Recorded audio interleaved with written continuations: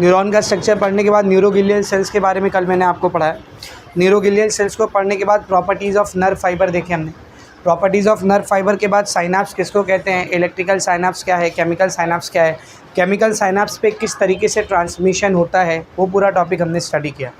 अब ये जो नर्व वाला पार्ट है इसका एक लास्ट टॉपिक बचा है, फिर हम लोग चैप्टर के सेकेंड पार्ट पे जंप करेंगे, that is human nervous system. 4 part बताया था मैंने, नर्व वाला part, human nervous system, sensory organs and last में केमिकल कोऑर्डिनेशन या फिर हार्मोन वाला पार्ट है कि नहीं।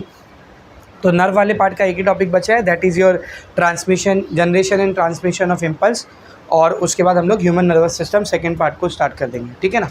तो सब बोर्ड पर देखेंगे, generation and transmission of impulse.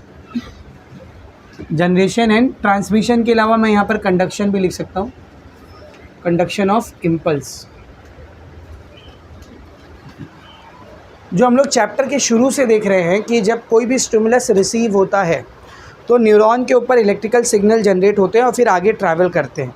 तो how does actually these signals are generated, असल में ये सिग्नल्स बन कैसे रहे हैं, वो जनरेशन प्रोसेस हमको समझना है। और उसके बाद ये कैसे एक्सॉन में आगे ट्रैवल कर रहे हैं, कैसे आगे कंडक्ट कर रहे हैं, वो हमको देखना है। एक न्यूरॉन से दूसरे न्यूरॉन में कैसे जाता है वो हम लोग ऑलरेडी देख चुके हैं। एक न्यूरॉन से दूसरे न्यूरॉन में कैसे जा रहा है वो हमने कल ही पढ़ा कि जब इसके एंड पर सिग्नल पहुंचेगा, कैल्शियम गेट्स ओपन होंगे, कैल्शियम अंदर आएगा, साइनेप्टिक वेसिकल्स जो है प्लाज्मा मेम्ब्रेन से फ्यूज़ होगा, एक्सोसाइटोसिस के ज़रिए न्यूरोट्रांसमीटर बाहर आएगा। ये न्यूरोट्रांसमीटर सेकेंड न्यूरॉन के डेंड्रॉन के रिसेप्टर को स्टिमुलेट करेगा, वो रिसेप्टर की वजह से नेक्स्ट गेट ओपन होंगे और वहाँ पर सिग्नल जनरेट होने लग जाएगा। तो एक न्यूरॉन से दूसरे न्यूरॉन में कैसे ट्रांसमिशन हो रहा है वो हम लोग देख चुके हैं। एक न्यूरॉन में सिग्नल जनरेट कैसे हो रहा है, स्टिमुलस मिलने पर कैसे यहाँ पर इलेक्ट्रिक सिग्नल जनरेट हो रहा है और वो उसमें आगे ट्रैवल कैसे कर रहा है, वो प्रोसेस अभी हमको पढ़ना है डिटेल में, समझ में अच्छे से। तो अगर आपको याद हो तो मैंने आपको कल जब प्रॉपर्टीज़ ऑफ नर्व फाइबर बताया था तब हमने देखे थे सबसे पहली प्रॉपर्टी एक्साइटेबिलिटी या फिर इरिटेबिलिटी, याद है ना। एक्साइटेबिलिटी ये नर्व फाइबर की एक प्रॉपर्टी होती है कि अगर इसको स्टिमुलस मिलेगा तो ये क्या जनरेट कर लेगा, इम्पल्स, इलेक्ट्रिक सिग्नल जनरेट कर लेगा। ना what was the reason behind that, क्यों ये इलेक्ट्रिक सिग्नल को जनरेट कर पा रहा था, क्योंकि इसका जो मेम्ब्रेन था, जो लेयर था, सेल की जो बाउंड्री थी, it was a polarize membrane. कैसा मेम्ब्रेन था वो, पोलराइज। अगर आपको याद हो तो मैंने बताया भी था, अंदर की तरफ it is usually negatively charge, more electronegative, and बाहर की तरफ it is usually positively charge, electro positive. इसका ये हरगिज़ मतलब नहीं कि बाहर सिर्फ और सिर्फ पॉजिटिव चार्ज होते हैं, नेगेटिव चार्ज नहीं होते, और अंदर सिर्फ और सिर्फ नेगेटिव चार्ज होते हैं, पॉजिटिव चार्ज नहीं होते। इसका ये मतलब नहीं है। व्हेन आई से कि अंदर की तरफ नेगेटिवली चार्ज है, इसका ये मतलब नहीं है कि अंदर सिर्फ नेगेटिव चार्ज है, पॉजिटिव चार्ज नहीं है। इसका मतलब ये है कि अंदर पॉजिटिव नेगेटिव दोनों चार्जेस है, पर ज़्यादा नेगेटिव चार्ज है, इसीलिए अंदर नेगेटिव चार्ज आ रहा है। जब मैं बोलता हूँ कि बाहर पॉजिटिव चार्ज है तो इसका ये मतलब नहीं कि बाहर नेगेटिव चार्ज है ही नहीं, है, पर ज़्यादा पॉजिटिव चार्ज, इसीलिए बाहर हम लोग पॉजिटिव कंसिडर करते हैं। तो न्यूरॉन का जो मेम्ब्रेन होता है, सेल का जो लेयर या बाउंड्री या प्लाज्मा मेम्ब्रेन होता है, it behaves as a polarize membrane, because इसके बाहर की तरफ और अंदर की तरफ चार्जेस का नेचर कैसा होता है बेटा, अलग अलग होता है। अंदर की तरफ usually it is negatively charge and बाहर की तरफ इट इज़ पॉजिटिवली चार्ज।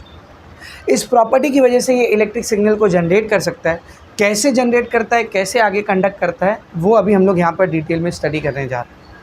क्या पढ़ने जा रहे हैं, कुछ समझ में आ रहा है? पहले ये समझो पढ़ना क्या है, फिर क्या है वो तो देख ही लेंगे। तो सब बोर्ड पर देखो, यहाँ पर कुछ चीज़ें हैं, कुछ नाम है जो आप सबको पता होना चाहिए, वो सब समझेगा तो पूरा प्रोसेस समझेगा। लेट्स सी, इधर देखो, समझो ये मैंने एक न्यूरॉन को बनाया, उसका लेयर है ये।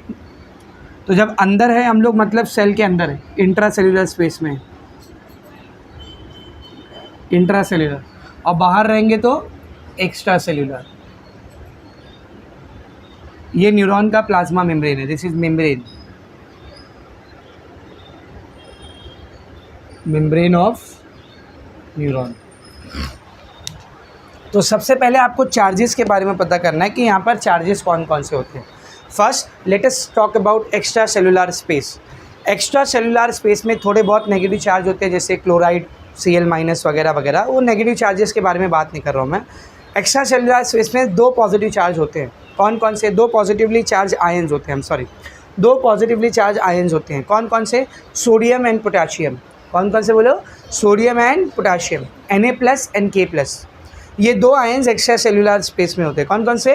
Na+ और K+। इधर ध्यान से देखो मैं क्या कर रहा हूँ। बाहर की तरफ आपको Na+ और K+, ये 2 आयन्स देखने को मिलेंगे, ठीक है ना। बाहर की तरफ कौन से आयन्स है, Na+ and K+। Now if you notice one thing, मैंने Na+ को ज़्यादा दिखाया और उसकी बनिस्बत K+ को कम दिखाया। This is I have done deliberately, ये ऐसे ही होता है। एक्स्ट्रा सेलुलर स्पेस में सोडियम की क्वांटिटी ज़्यादा होती है और पोटेशियम की क्वांटिटी क्या रहती है बोल, कम। तो इधर ध्यान से देखा, बाहर की तरफ सोडियम आयन प्रीडोमिनेंट रहता है, प्रीडोमिनेंट मतलब ज़्यादा रहता है, एंड पोटेशियम आयन क्या रहता है बोल, कम रहता है। इसको बाकायदा न्यूरॉन बैलेंस करके रखता है, कैसे करता है अभी बताऊंगा मैं आपको, डोंट वरी। लेकिन जब आप अंदर की तरफ आओगे तो अंदर भी आपको ये दोनों आयन देखने को मिलेंगे, सोडियम भी देखने को मिलेगा और पोटेशियम भी देखने को मिलेगा, लेकिन अंदर सिनेरियो रिवर्स रहेगा, उल्टा रहेगा। मतलब potassium will be in more quantity and sodium will be in less quantity. तो अंदर की तरफ अपने को सोडियम कम मिलेगा, अंदर की तरफ सोडियम कम मिलेगा एंड पोटेशियम ज़्यादा मिलेगा। समझा अच्छे से? तो more potassium inside and less sodium, ठीक है। तो बाहर देखो हम लोग सिर्फ पॉजिटिव चार्ज को दिखा रहे हैं, अंदर भी तो सिर्फ पॉजिटिव चार्ज को दिखा रहे हैं। और कल आप बता रहे थे कि अंदर का जो सरफेस होता है वो नेगेटिवली बिहेव करता है। तो जब यहाँ पे भी चार्जेस पॉजिटिव है तो ये नेगेटिवली कैसे बिहेव कर रहा है बेटा? जब आप अंदर हो तो सेल के अंदर हो, किसके अंदर हो, सेल के अंदर हो। सेल के अंदर न्यूरॉन नाम का जो सेल है, इसके अंदर सबसे पहले तो न्यूक्लिक एसिड पाया जाएगा। न्यूक्लिक एसिड, DNA RNA, याद है ना। न्यूक्लिक एसिड हमेशा नेगेटिवली चार्ज होता है। न्यूक्लिक एसिड कैसा होता है बोल, नेगेटिवली चार्ज होता है। और दूसरी और बहुत ही इंपॉर्टेंट बात, सेल के अंदर बहुत सारे बड़े बड़े प्रोटीन्स होते हैं जो कि नेगेटिवली चार्ज होते हैं। कैसे होते बोल, नेगेटिवली चार्ज होते हैं। तो यहाँ अंदर की तरफ ये पॉजिटिव चार्ज तो है, और भी कुछ चीज़ें हैं। कौन है वो और चीज़ें बोल? न्यूक्लिक एसिड, Na मतलब कौन, न्यूक्लिक एसिड जो कि कैसा होता है बोल, negatively charge, and protein, large molecules of protein, वो भी कैसे बेटा, नेगेटिव चार्ज। तो अंदर की तरफ पॉजिटिव चार्ज भी है, नेगेटिव चार्ज भी है, लेकिन नेगेटिव चार्ज कैसा रहेगा बेटा, ज़्यादा रहेगा। इसीलिए अंदर का जो लेयर है वो कैसा बिहेव करता है बोल कैसा बिहेव करता है, नेगेटिवली चार्ज।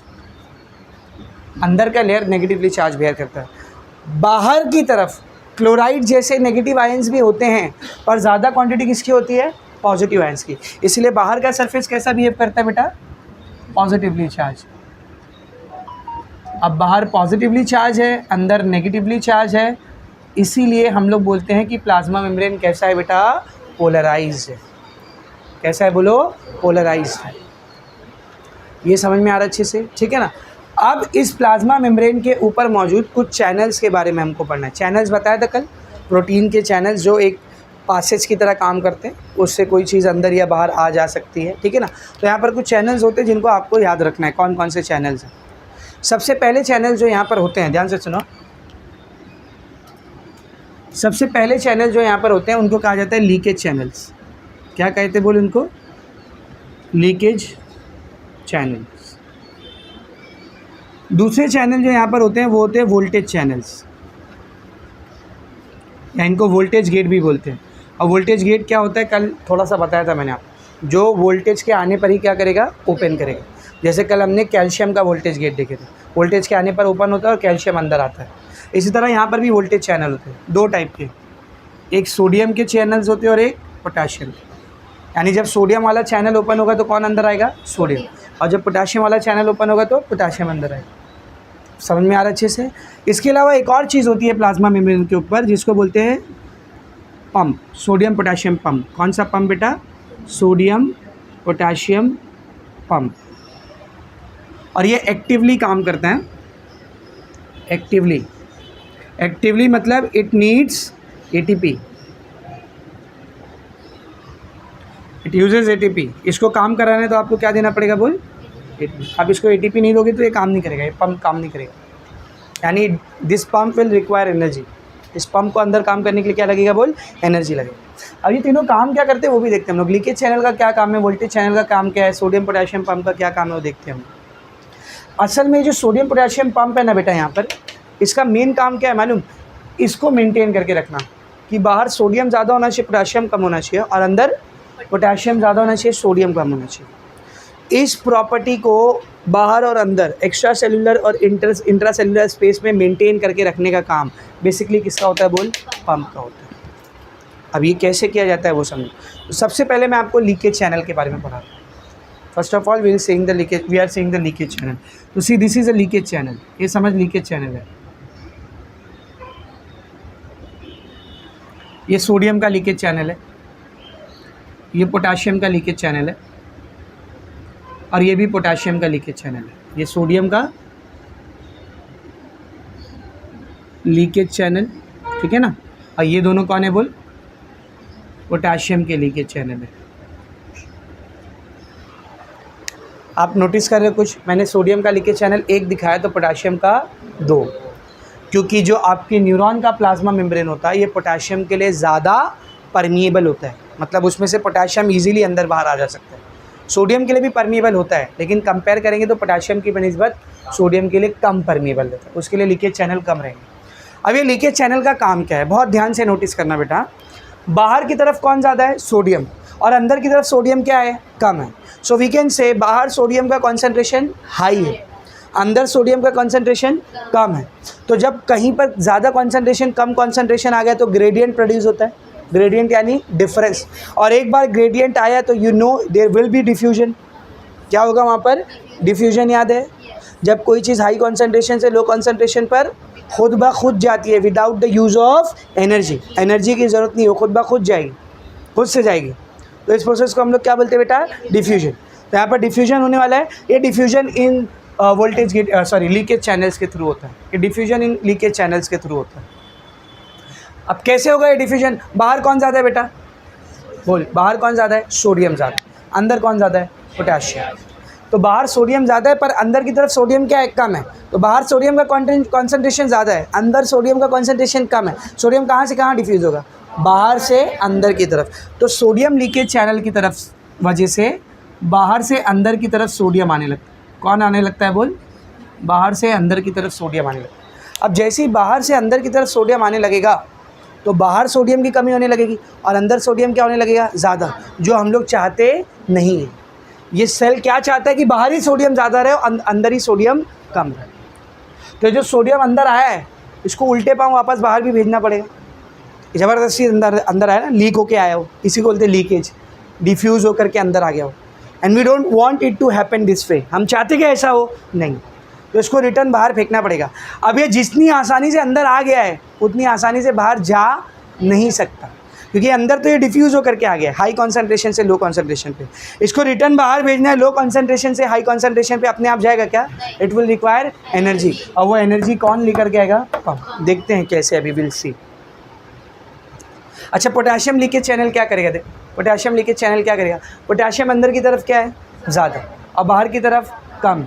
तो पोटेशियम लीकेज चैनल के थ्रू बताना, जाहिर सी बात है, अंदर पोटेशियम ज़्यादा है, उसका कॉन्सेंट्रेशन हाई है, बाहर कम है, तो अंदर से बाहर की तरफ कौन जाने लगेगा बोल, these arrows are very important.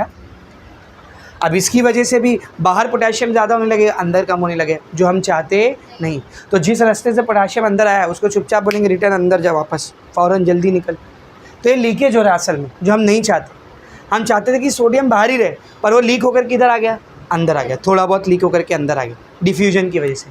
हम चाहते थे कि पोटेशियम ज़्यादा अंदर ही रहे, पर वो थोड़ा बहुत लीक होकर के कहाँ जा रहा है, बाहर जा। अब इसको रिटर्न से रीसेट करना पड़ेगा, जो सोडियम अंदर आया उसको बाहर फेंकना पड़ेगा, है ना, और जो पोटेशियम बाहर गया उसको अंदर फेंकना पड़ेगा। तो ये काम किसका होता है बेटा, पंप का होता है। अब पंप का सिंबल हम लोग कैसे दिखाते हैं, असल में ये इंजीनियरिंग में यूज़ होता है। इंजीनियरिंग के अंदर पंप के सिंबल को ऐसा दिखाया जाता है, this is how we represent a pump. जहाँ भी आपको ये सिंबल दिख रहा है ना डिज़ाइन में या कहीं पर, इसका मतलब होता है पंप। ये 2 एरो का मतलब क्या बेटा, किसी चीज़ को खींचकर बाहर फेंका जा रहा है या किसी चीज़ को खींचकर अंदर, ये 2 एरो ऐसा दिखाते हैं। तो यहाँ पर एक पंप लगा हुआ है, जिस पंप का नाम क्या है बोल, सोडियम पोटेशियम पंप, और ये एक्टिवली काम करता है, मतलब इसको क्या लगता है बोल, ATP। तो ये पंप को देख, मैं यहाँ पर दिखा रहा हूँ, सब लोग ध्यान से देख, let me show it over here. Oh shit,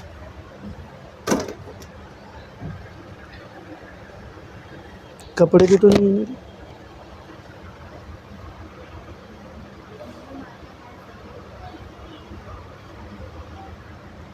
yes, इधर देखो, यहाँ पे दिखा रहा हूँ मैं ये pump, this is that pump.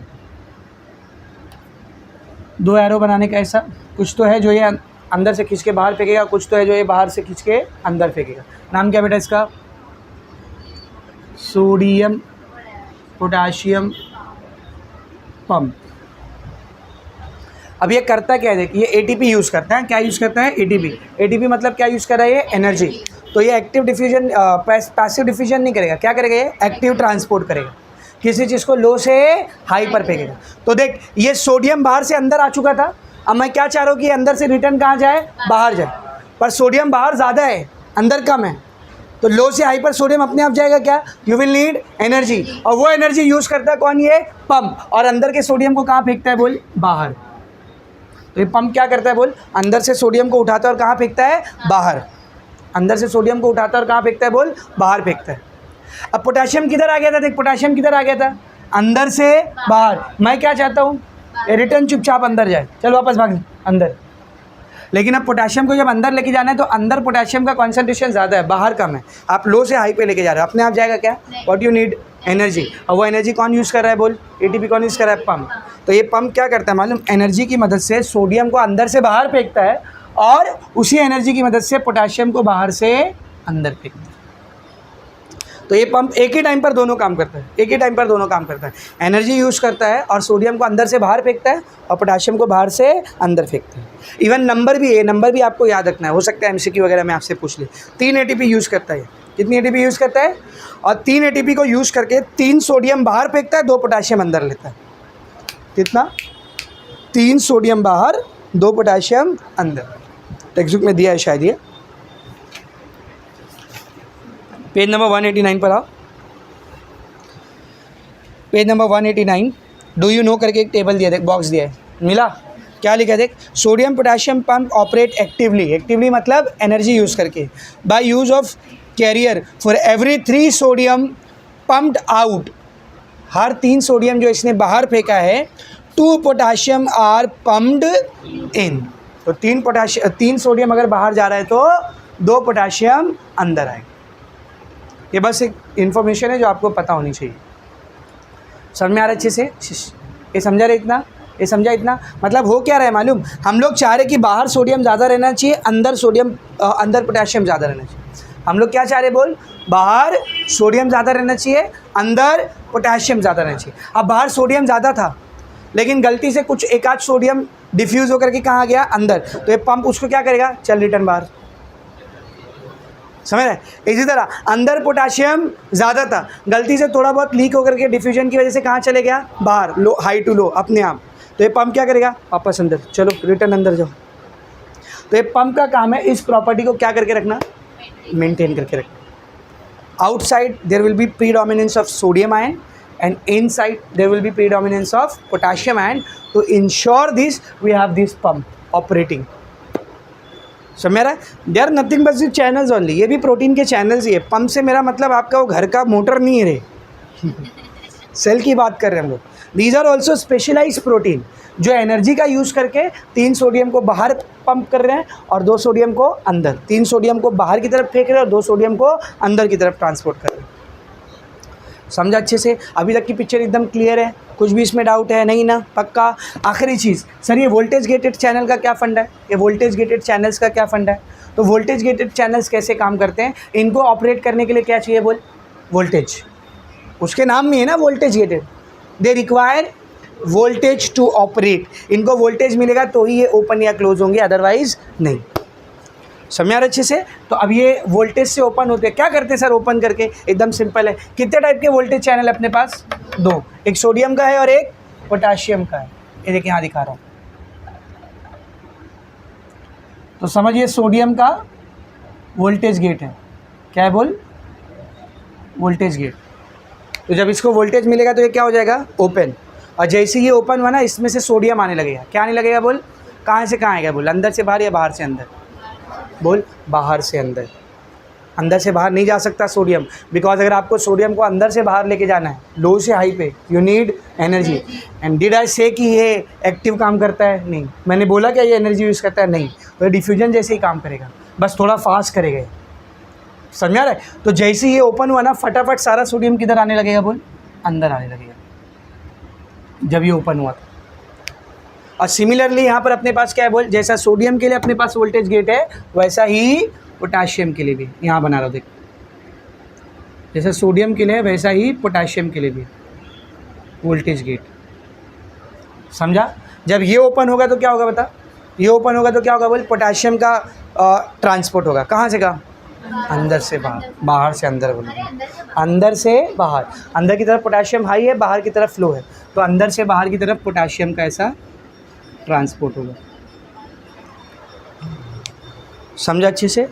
एक बात आपको बताऊं मैं, जिस टाइम पर सोडियम गेट ओपन रहता है ना, उस टाइम पर पोटाशियम गेट हमेशा बंद रहता है।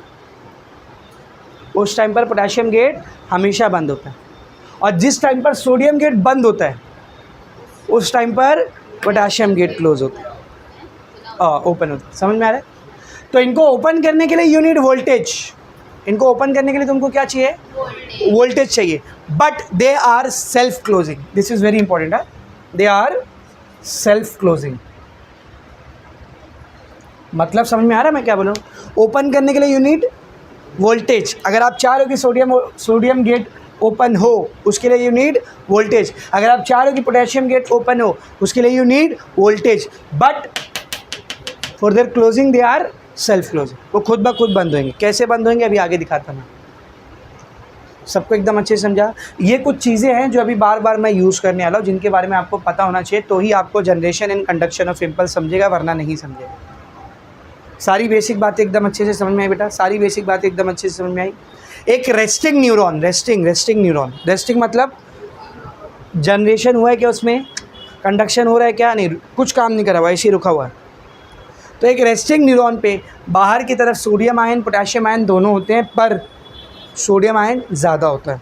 अंदर की तरफ सोडियम आयन पोटेशियम आयन दोनों होते हैं, पर पोटेशियम आयन ज़्यादा होता है। और इन सब से भी ज़्यादा कौन होता है? Negatively charge protein and nucleic acid, जिसकी वजह से अंदर की तरफ नेगेटिव चार्ज होता है और बाहर की तरफ पॉजिटिव चार्ज होता है। अच्छा, अंदर नेगेटिव चार्ज है, बाहर पॉजिटिव चार्ज है, मतलब अंदर अलग पोटेंशियल है, बाहर अलग पोटेंशियल, तो दोनों के बीच में आप क्या निकाल सकते हो? Potential difference. तो जब एक रेस्टिंग न्यूरॉन होता है ना, रेस्टिंग न्यूरॉन मतलब वो कंडक्शन वगैरह नहीं कर रहा है, जनरेशन वगैरह नहीं कर रहा है, रेस्टिंग न्यूरॉन। कैसा न्यूरॉन? Resting neuron. तो उसके अंदर के साइड का जब आप पोटेंशियल डिफरेंस निकालोगे ना, पोटेंशियल डिफरेंस, पीडी मतलब क्या? पोटेंशियल डिफरेंस, तो इसकी वैल्यू आती है -70 मिली वोल्ट्स। असल में -60 से -100 के बीच में आती है। ऑन एन एवरेज हम लोग क्या लेते हैं? -70 मिली वोल्ट। इस -70 मिली वोल्ट को कहा जाता है रेस्टिंग पोटेंशियल। क्या कहते हैं बोल इसको? मतलब समझो इसका, एक न्यूरॉन समझो ऐसा रुका हुआ है, वो ना तो उसने इलेक्ट्रिसिटी जनरेट किया, ना आगे कंडक्ट कर रहा है, कुछ काम नहीं कर रहा है, ऐसे रुका हुआ है। आपने लेके गए वोल्ट मीटर, एक सिरा उसका अंदर की तरफ लगा है वोल्ट मीटर का, और दूसरा वाला पिन बाहर की तरफ लगा है, तो आपको कितना वोल्टेज देगा वो? -70 मिली वोल्ट। माइनस इसलिए आ रहा है क्योंकि जो मेन सिरा है वो अंदर का है और वो नेगेटिवली चार्ज है, इसीलिए ये माइनस में आ रहा है। कितना वोल्टेज देगा बोलिए? -70 मिली वोल्ट। इसलिए हम लोग बोलते हैं रेस्टिंग पोटेंशियल की वैल्यू कितनी होती है बेटा? -70। 1 मार्क्स क्वेश्चन, MCQ क्वेश्चन आ सकता है। रेस्टिंग पोटेंशियल की वैल्यू कितनी होती है बोल? -70। और जब स्टिमुलस आता है ना, तब ये बढ़ता है। ये क्या होता है बोल? बढ़ता है। कैसे बढ़ता है वो देखेंगे अभी हम। -70 से चेंज होता है, कितना चेंज होता है वो देखेंगे अभी हम लोग। समझ में आ रहा है अच्छे से? तो ये पूरा जो अभी मैंने आपको समझाया, ये पूरा आपको कहाँ पर दिया हुआ है मालूम? ये पूरा आपको दिया हुआ है पेज नंबर 187 पे स्टार्ट किया है और 188 के आधे पार्ट में। वो जो हेडिंग है ना, जनरेशन ऑफ नर्व इम्पल्स, उससे पहले तक यही सब दे रहा है आपको। ज़रा रीड करते क्या यही सारी बातें वहाँ पर लिखी हुई है, क्योंकि घर पर तो मैं आऊँगा नहीं, आजकल तो आने लग गया हूँ। फिर भी देख लेते हैं टेक्स्ट बुक में वही लिखा है कि नहीं। सब लोग ध्यान से देखेंगे बेटा। एक टेक्स्ट बुक में उठा,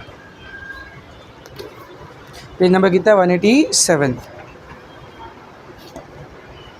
बहुत ध्यान से समझो रे, बहुत ध्यान से समझो। काफ़ी कंफ्यूजिंग पार्ट लगता है बच्चों को, ये है लेकिन बहुत आसान। बस मेरे साथ साथ चलो, इधर उधर भटको मत। देख, transmission of nerve impulse, heading मिली, क्या लिखा देखो? The neurons are cells with some special features. Neuron ऐसे अरे गहरे नत्थु गहरे सेल्स नहीं, ये कुछ ऐसे सेल्स हैं जिनके पास कुछ स्पेशल फीचर्स है। इतने सारे गिना भी दिया, देखना। पंप है, चैनल है, लीकेज चैनल है, वोल्टेज गेटेड चैनल है, सेल्फ क्लोजिंग है, बहुत सारे स्पेशल फीचर्स है इसके पास, ठीक है ना। आगे देखिए बेटा, the cells can be excited. सबसे बड़ी स्पेशल फीचर तो इसकी यही है कि इसको क्या किया जा सकता है? स्टिमुलस दे करके एक्साइट किया जा सकता है, सिग्नल बनाया जा सकता है। The nerve impulse is a wave of bioelectrical और electrochemical disturbances passing along a neuron. असल में इम्पल्स होती क्या है? ये एक बायो इलेक्ट्रिक सिग्नल है। बायो इलेक्ट्रिक मतलब इलेक्ट्रिक, और सेल के अंदर हो रही है, इसीलिए बायो इलेक्ट्रिक। अब इसमें से बहने वाले करंट को आप इलेक्ट्रिक बोलोगे, बायो इलेक्ट्रिक बोलोगे क्या? ये लिविंग ऑर्गेनिज्म के अंदर बह रहा है क्या? नहीं। लेकिन न्यूरॉन से बहने वाले करंट को आप क्या बोलोगे? Bio electric. तो सर आगे इलेक्ट्रोकेमिकल क्यों लिखा हुआ है? बीच में केमिकल भी तो लगता है ना, साइनैप्स जब आ जाता है बीच में, तो वहाँ पे और क्या लगता है? केमिकल भी लगता है। तो दीज आर बायो इलेक्ट्रिक और electrochemical disturbances passing along the neuron, the transmission of nerve impulse along the long nerve fibre. अच्छा, ये जो अभी लिखा हुआ था ना, ये इम्पल्स का डेफिनेशन था, याद रखो। किसका डेफिनेशन था ये? इम्पल्स का। The nerve impulse is a wave of bioelectrical और electrochemical disturbances passing along a neuron. This is the definition of a impulse. अगर आपसे पूछा डिफाइन नर्व इम्पल्स, तो आपको ये डेफिनेशन लिखनी है। समझा? आगे बढ़ेंगे, बढ़ो आगे। देखो क्या लिखा है बेटा आगे। The transmission of the nerve impulse along the long fibre axon tube is a result of electrical changes across the neuronal membrane during conduction of an excitation। ये जो नर्व का मेम्ब्रेन होता है, प्लाज्मा मेम्ब्रेन, जिसको उसने neuronal membrane बोला है, यहीं पर कुछ चार्जेस की अदला बदली होती है जिसके वजह से कंडक्शन होता है। कैसे होता है अभी आगे देखेंगे। Each neuron has a charge cellular membrane. Her neuron का जो मेम्ब्रेन होता है वो चार्ज होता है, पोलराइज होता है। बाहर की तरफ अलग चार्ज और अंदर की तरफ अलग चार्ज। कैसे देखेंगे। With a voltage which is different on the outer and inner side of the membrane, the plasma membrane separate the outer and inner solution of different chemical compounds, but having approximately the same total number of ion। अब देखो external side क्या होता है। The external tissue fluid has both Na plus and K plus, but ध्यान से देख, there is predominance of Na plus। बाहर की तरफ ज़्यादा कौन होता है? Na plus। ऐसा नहीं कि बाहर K plus नहीं होता है पर कम होता है। ज़्यादा कौन होता है? K plus. एक और आयन होता है बाहर, कौन देख? Cl minus. लेकिन उसको हम लोग डिस्कस नहीं कर रहे क्योंकि उसका यहाँ पर पिक्चर में कोई भी रोल नहीं, साइड एक्टर की तरह भी बिहेव नहीं कर रहा है वो, कुछ रोल नहीं है उसका। ठीक है ना। तो mainly we are talking about, जब मैं बाहर की बात करता हूँ तो बाहर हम लोग सिर्फ दो चीज़ों की बात करेंगे। किसकी? Sodium potassium. दोनों है या नहीं है? ज़्यादा कौन है? सोडियम ज़्यादा है और पोटाशियम कम। इतना समझा? आगे देखेंगे। While K plus is predominant within the fiber or in the intracellular fluid। अगर अंदर की बात करेंगे, intracellular fluid, with in the fibre, अंदर की बात करेंगे, तो कौन ज़्यादा है? K प्लस ज़्यादा है और Na प्लस कम। ये लिखा हुआ है ब्रैकेट में, वो चीज़ मिल गई उधर, मिल गई। आगे बढ़ते हैं बेटा। This condition of a resting nerve is also called a polarise state. इस कंडीशन को क्या कहा जाता है? बोल, पोलराइज स्टेट। लिखा ना इधर, मैंने आपको बताया था मेम्ब्रेन कैसा होता है, बोल, पोलराइज। आगे देखेंगे। And is established by maintaining an excess of Na plus on the outer side. इसको बाकायदा मेंटेन किया जाता है। कैसे? आपको भी मालूम है कैसे मेंटेन किया जाता है, बोल, पंप के जरिए। बाहर ज़्यादा सोडियम होना चाहिए और अंदर ज़्यादा पोटाशियम होना चाहिए। देखेंगे। On the inside there is an excess of K plus along the large negatively charged protein molecules and nucleic acid। अगर अंदर की हम लोग स्पेसिफिकली बात करें तो अंदर सोडियम कम है, पोटाशियम ज़्यादा है, लेकिन और भी कुछ चीज़ें अंदर ज़्यादा है। कौन कौन बोल? बड़े बड़े लार्ज प्रोटीन के नेगेटिवली चार्ज मॉलिक्यूल्स और न्यूक्लिक एसिड के नेगेटिवली चार्ज मॉलिक्यूल्स। इसी वजह से अंदर ओवरऑल चार्ज कौन सा ज़्यादा है, बोल? नेगेटिव चार्ज ज़्यादा है। आगे देखेंगे। Some amount of sodium and potassium is always leaks across the membrane। अभी बताया था, थोड़ा बहुत सोडियम पोटाशियम हमेशा लीकेज चैनल के थ्रू क्या होते रहता है, बोल? थोड़ा बहुत हमेशा लीक होते रहता है, लेकिन उसको रिटर्न पहले जैसा कर देंगे। किसकी मदद से? पंप की मदद से। देखो आगे। Leaks across the membrane, the sodium potassium pump in the membrane actively. Actively क्यों लिखा उधर? क्योंकि एनर्जी चाहिए, ATP चाहिए। Actively restores the ion to their appropriate side. तो ये जो लीकेज होकर अपनी साइड बदल चुके आयन, सोडियम बाहर से अंदर आ गया और पोटाशियम अंदर से बाहर चले गया, इनको रिटर्न इनकी साइड पर रिस्टोर कर दिया जाएगा एक्टिवली। किसकी मदद से? समझाए ना अभी पूरा, वही बातें लिखी हुई समझ में आ रहा है। आगे देखेंगे बेटा। Against the concentration and electrochemical gradient, sodium is being forced out and potassium is being forced inside the membrane। है कि नहीं? ये पंप क्या कर रहा है? सोडियम को उल्टा, कॉन्सेंट्रेशन ग्रेडियंट के उल्टा बाहर पंप कर रहा है और पोटेशियम को अंदर पंप कर रहा है। इस पंपिंग को बोलते क्या, ज़रा देखेंगे। This process is called sodium pump और Na-K एक्सचेंज पंप। तो जो प्रोसेस हो रहा है, जो पंप है हमारा, पंप जो एनर्जी की मदद से सोडियम को अंदर से बाहर की तरफ पंप कर रहा है और पोटेशियम को बाहर से अंदर की तरफ पंप कर रहा है, ये पंप क्या कहलाता है? या तो बोलो, ये पंप क्या कहलाता है? तो सोडियम पंप या फिर Na-K, sodium hyphen potassium exchange pump. और इसको क्या लगेगी बेटा, बोल? एनर्जी लगेगी, ATP लगेगी। आगे देखेंगे। This active process requires ATP energy, इस प्रोसेस के लिए एनर्जी लगने वाली है. The difference in the distribution of sodium potassium on the two sides of the membrane produces a potential difference of -50 to -100 millivolts. On an average we can say -70 मिली. तो ये सारे अलग अलग डिस्ट्रीब्यूशन की वजह से ओवरऑल अंदर और बाहर के लेयर को जब आप कंपेयर करोगे तो एक पोटेंशियल डिफरेंस जनरेट होता है. कितना? -50 से -100 के बीच में. ऑन एन एवरेज हम लोग उसको कितना लेते हैं? -70. क्या कहलाता है -70? Resting potential. क्योंकि ना अभी कंडक्शन हो रहा है ना अभी जनरेशन हो रहा है. रेस्टिंग स्टेट में इतना पोटेंशियल रहेगा ही रहेगा न्यूरॉन के पास. ये 1 मार्क्स के लिए इंपॉर्टेंट है, याद रखना इसको, ठीक है ना. आगे देखेंगे बेटा. This potential difference seen in a resting nerve is thus called as resting potential -70 millivolt. Underline कर लो इसको. जब एक रेस्टिंग न्यूरॉन होता है तब उसका जो पोटेंशियल डिफरेंस होता है इसको हम लोग क्या कहते हैं बेटा? रेस्टिंग पोटेंशियल कहते हैं. अगर आपसे पूछा व्हाट इज़ रेस्टिंग पोटेंशियल तो समझा लेंगे ना. एक रेस्टिंग न्यूरॉन का जो पोटेंशियल होता है उसको रेस्टिंग पोटेंशियल कहते हैं. जो कि कितना होता है? वैल्यू कितनी है उसकी? Do not forget to write down the value. खाली डेफिनेशन नहीं लिखने का, वैल्यू भी मेंशन करने का. कितनी वैल्यू होती है उसकी? -70 मिलीवोल्ट. आगे देखेंगे.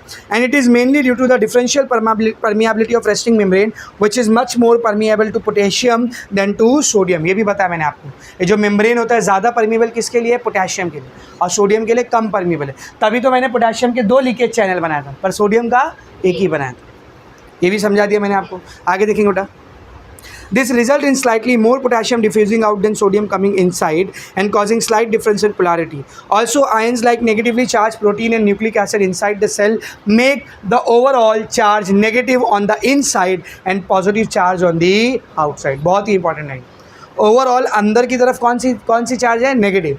और बाहर की तरफ पॉजिटिव. डायग्राम में साफ साफ दिख रहा है आपको. अंदर की तरफ नेगेटिवली चार्ज है और बाहर की तरफ पॉजिटिवली चार्ज. ये रेस्टिंग कंडीशन है, ठीक है ना. आगे देखेंगे बेटा. The nerve membrane not only has leakage channel, यहाँ पर सिर्फ लीकेज चैनल नहीं होते but also has many gated channel for sodium and potassium. कुछ गेटेड चैनल भी होते हैं. गेटेड चैनल ये किसको बोले मालूम? वोल्टेज को बोले, वोल्टेज चैनल को. आगे देखेंगे सब लोग. These are also called as voltage gated channel. इनको और क्या कहा जाता है? बोल, voltage gated channel. This channel enable the neuron to change its membrane potential to active potential in response to a stimuli. जब स्टिमुलस आता है तब ये काम करते हैं. और न्यूरॉन को रेस्टिंग पोटेंशियल से कौन से केस में लेकर के आते हैं? एक्टिंग पोटेंशियल के केस में लेकर आते हैं. कैसे? वो अभी आगे देखेंगे. In response to a stimuli the sodium potassium gated channels are separate. Sodium के लिए अलग वोल्टेज गेटेड चैनल है और पोटेशियम के लिए अलग वोल्टेज गेटेड चैनल. बताया ना बेटा आपको ये मैंने, ठीक है ना. Separate, so transport of both these ions are separately done. However, during resting potential, both these gates are closed and the membrane resting potential is maintained. जब न्यूरॉन रेस्टिंग स्टेट पर है, कंडक्ट नहीं कर रहा है, तब ये दोनों क्या रहते हैं बेटा? बोल, बंद रहते हैं. सोडियम वोल्टेज गेट भी बंद रहता है और पोटेशियम वोल्टेज गेट भी बंद रहता है. तो अभी ना तो स्टिमुलस आया है, ना इम्पल्स जनरेट हुआ है, ना कंडक्ट हो रहा है. कौन कौन काम कर रहा होगा अभी बताओ? लीकेज चैनल काम कर रहा होगा या नहीं? बिल्कुल कर रहा होगा. थोड़ा बहुत सोडियम पोटेशियम लीक हो रहा होगा. पंप काम कर रहा होगा कि नहीं? बिल्कुल कर रहा होगा. जो लीक होकर सोडियम पोटेशियम अपनी जगह चेंज कर रहा है उसको ये क्या करेगा? रीस्टोर करेगा. वोल्टेज गेटेड चैनल काम कर रहा होगा क्या? नहीं, वो अभी बंद है. रेस्टिंग केस में वो क्या है बेटा? बंद है. तो ये चीज़ आपको याद रखना. रेस्टिंग केस में वोल्टेज गेटेड चैनल कैसे होते हैं? बोल, बंद होते हैं. This you have to remember. Resting neuron जब होता है voltage gated channels of sodium and potassium are close. Resting case में ये जो दोनों वोल्टेज गेटेड चैनल्स है ये क्या होते हैं बेटा? बंद होते हैं, ओपन नहीं होते. ठीक है ना. रेस्टिंग स्टेज में कौन कौन काम कर रहा होता है? लीकेज चैनल, थोड़ा बहुत सोडियम पोटेशियम उसके थ्रू डिफ्यूजन के थ्रू लीक हो रहा होता है और उसको वापस से रिस्टोर करने के लिए पंप. ये दोनों बंद है. ये स्टिमुलस के आने पर ओपन हुएगा. समझा अच्छे से. अब देखते हैं कि जब स्टिमुलस आता है तब क्या होता है. तो इधर ध्यान से देखो.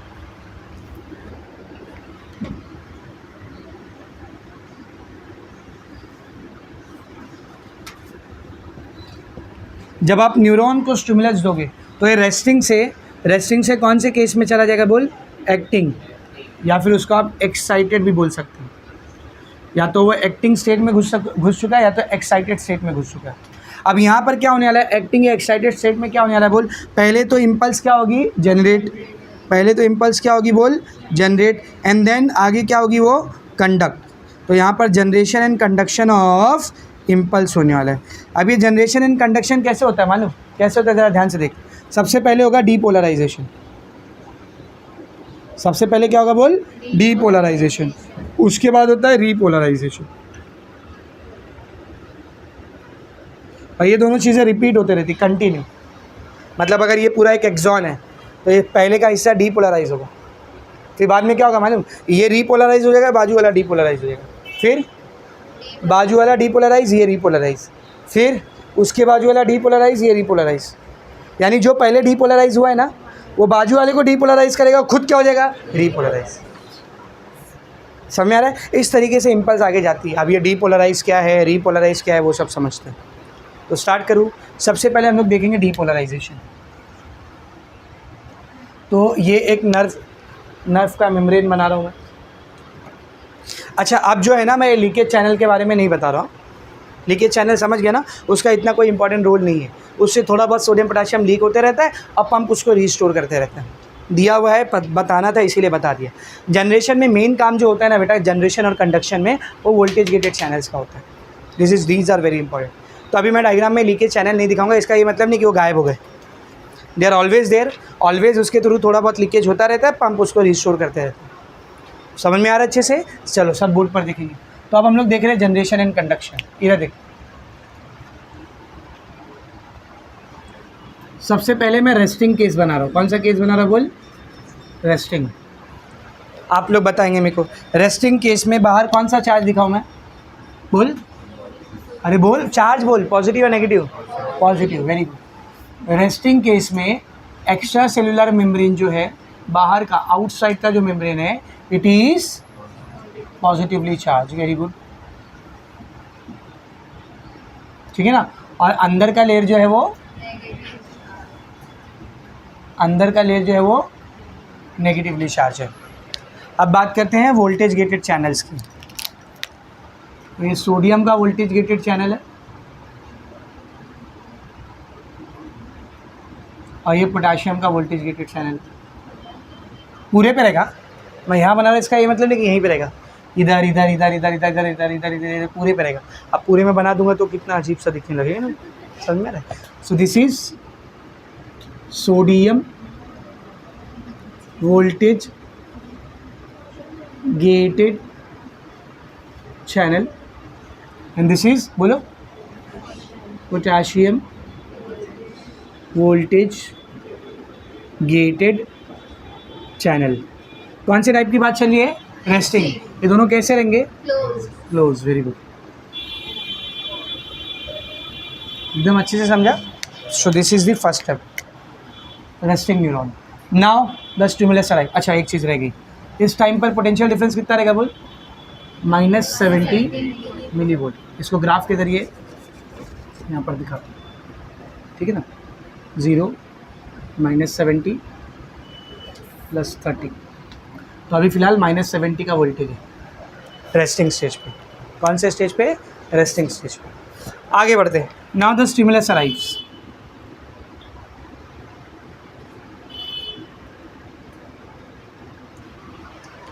तो अब न्यूरॉन को क्या दिया गया बेटा? स्टिमुलस दिया गया। इसको मिला स्टिमुलस। क्या मिला इसको बोल? स्टिमुलस मिला। तो जैसे ही न्यूरॉन को स्टिमुलस मिलता है, तो जिस साइड से स्टिमुलस मिला है, ध्यान से सुनना, पहले तो बना देता हूँ इधर। ये बाहर कौन है? Positive charge. पूरे में बाहर कौन है? Positive charge.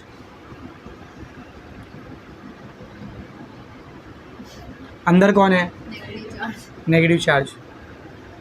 अंदर कौन है? Negative charge. ऐसे कौन आंसर देता है? हाँ, सब लोग ध्यान से देखेंगे। तो स्टिमुलस आया यहाँ पर, तो जिस साइड से स्टिमुलस रिसीव हुआ है ना, उस साइड पर स्टिमुलस के आने से वोल्टेज बढ़ा है। स्टिमुलस आने से वोल्टेज क्या हो जाता है? बढ़ जाता है। स्टिमुलस के आने से थोड़ा सा वोल्टेज बढ़ता है। कैसे बढ़ता है? जैसे स्टिमुलस आए ना, तो वहाँ पे शुरू में जो सोडियम रहेगा ना, शुरू में sodium gated channel, sorry voltage gated, sodium का वोल्टेज गेटेड चैनल ये ओपन होता है। ये क्या होता है बोल? ओपन होता है।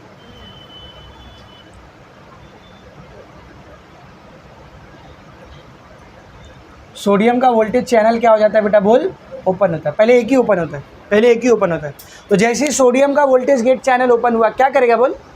बोलना, बाहर से सोडियम किधर आने लगेगा, अंदर, तो बाहर से अंदर की तरफ सोडियम आने लग जाता है, बाहर से अंदर की तरफ क्या आने लगता है बोल, सोडियम। अच्छा फटाफट आने लगता है, फिर से बता रहा हूँ, स्टिमुलस आया, इधर देख,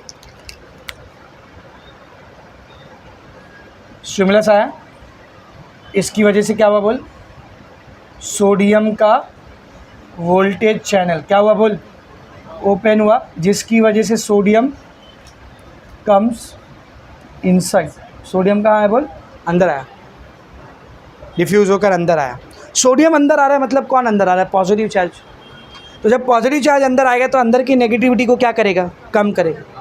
तो आप क्या नोटिस करोगे मालूम, जैसे जैसे सोडियम अंदर आएगा ना, ये वोल्टेज नेगेटिव से कम नेगेटिव होगा, नेगेटिव से नेगेटिव चार्ज को कम करेगा ना, वो सोडियम अंदर आ रहा है मतलब पॉजिटिव चार्ज अंदर आ रहा है। तो जो आप नोटिस करोगे जो पहले -70 था वो अब -60 हो जाएगा, वोल्टेज चेंज हुआ, जैसे ही वोल्टेज चेंज हो गया ना, दूसरा वाला सोडियम गेट भी ओपन हो जाएगा, वोल्टेज गेटेड चैनल है ना, वो वोल्टेज चेंज होगा, ओपन होगा, वो समझ में आ रहा है। तो जैसे ही ये थोड़ा सा कम नेगेटिव है, दूसरा वाला सोडियम गेट भी क्या हो जाएगा, ओपन, और क्या होगा बोल, और सोडियम अंदर आने लगे, क्या होगा बोल, और सोडियम, सेकेंड वाला सोडियम गेट भी ऐसा ओपन हो गया, वहीं कहीं आजू बाजू में, और सोडियम अंदर आने लग गया, गप गप अंदर, भागो भागो जल्दी।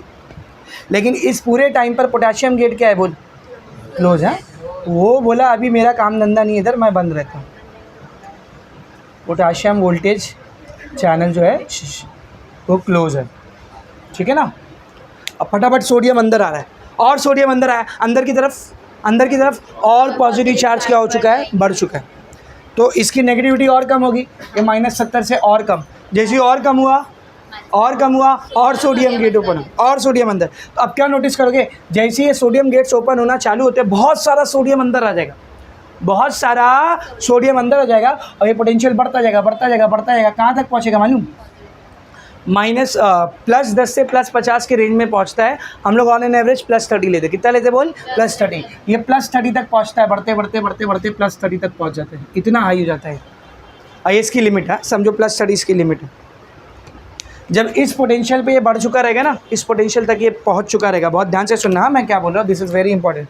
जब इस पोटेंशियल पे पहुंच चुका रहेगा ना, तो ये न्यूरॉन के शुरुआती हिस्से में, इस न्यूरॉन के शुरुआती हिस्से में अंदर की तरफ हद से ज़्यादा सोडियम आ चुके रहेंगे, अंदर की तरफ हद से ज़्यादा सोडियम आ चुके हैं, अंदर की तरफ बहुत सारे सोडियम आ गए, मतलब अंदर का लेयर कैसा हो चुका है, पॉजिटिवली चार्ज।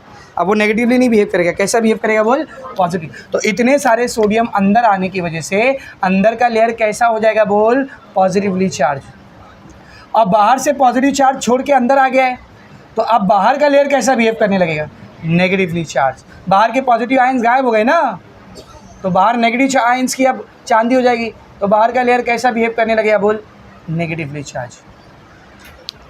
तो इतने ज़्यादा सोडियम के अंदर आने की वजह से जो पोटेंशियल डिफरेंस होता है वो इंक्रीज़ करने लगता है। देखना -70 से -60, -50, -40, -30 बढ़ रहा है ना, ये क्या होने लगता है बोल, इंक्रीज़ होने लगता है। और इनके इंक्रीज़ होने की वजह से मोर सोडियम वोल्टेज चैनल्स ओपन,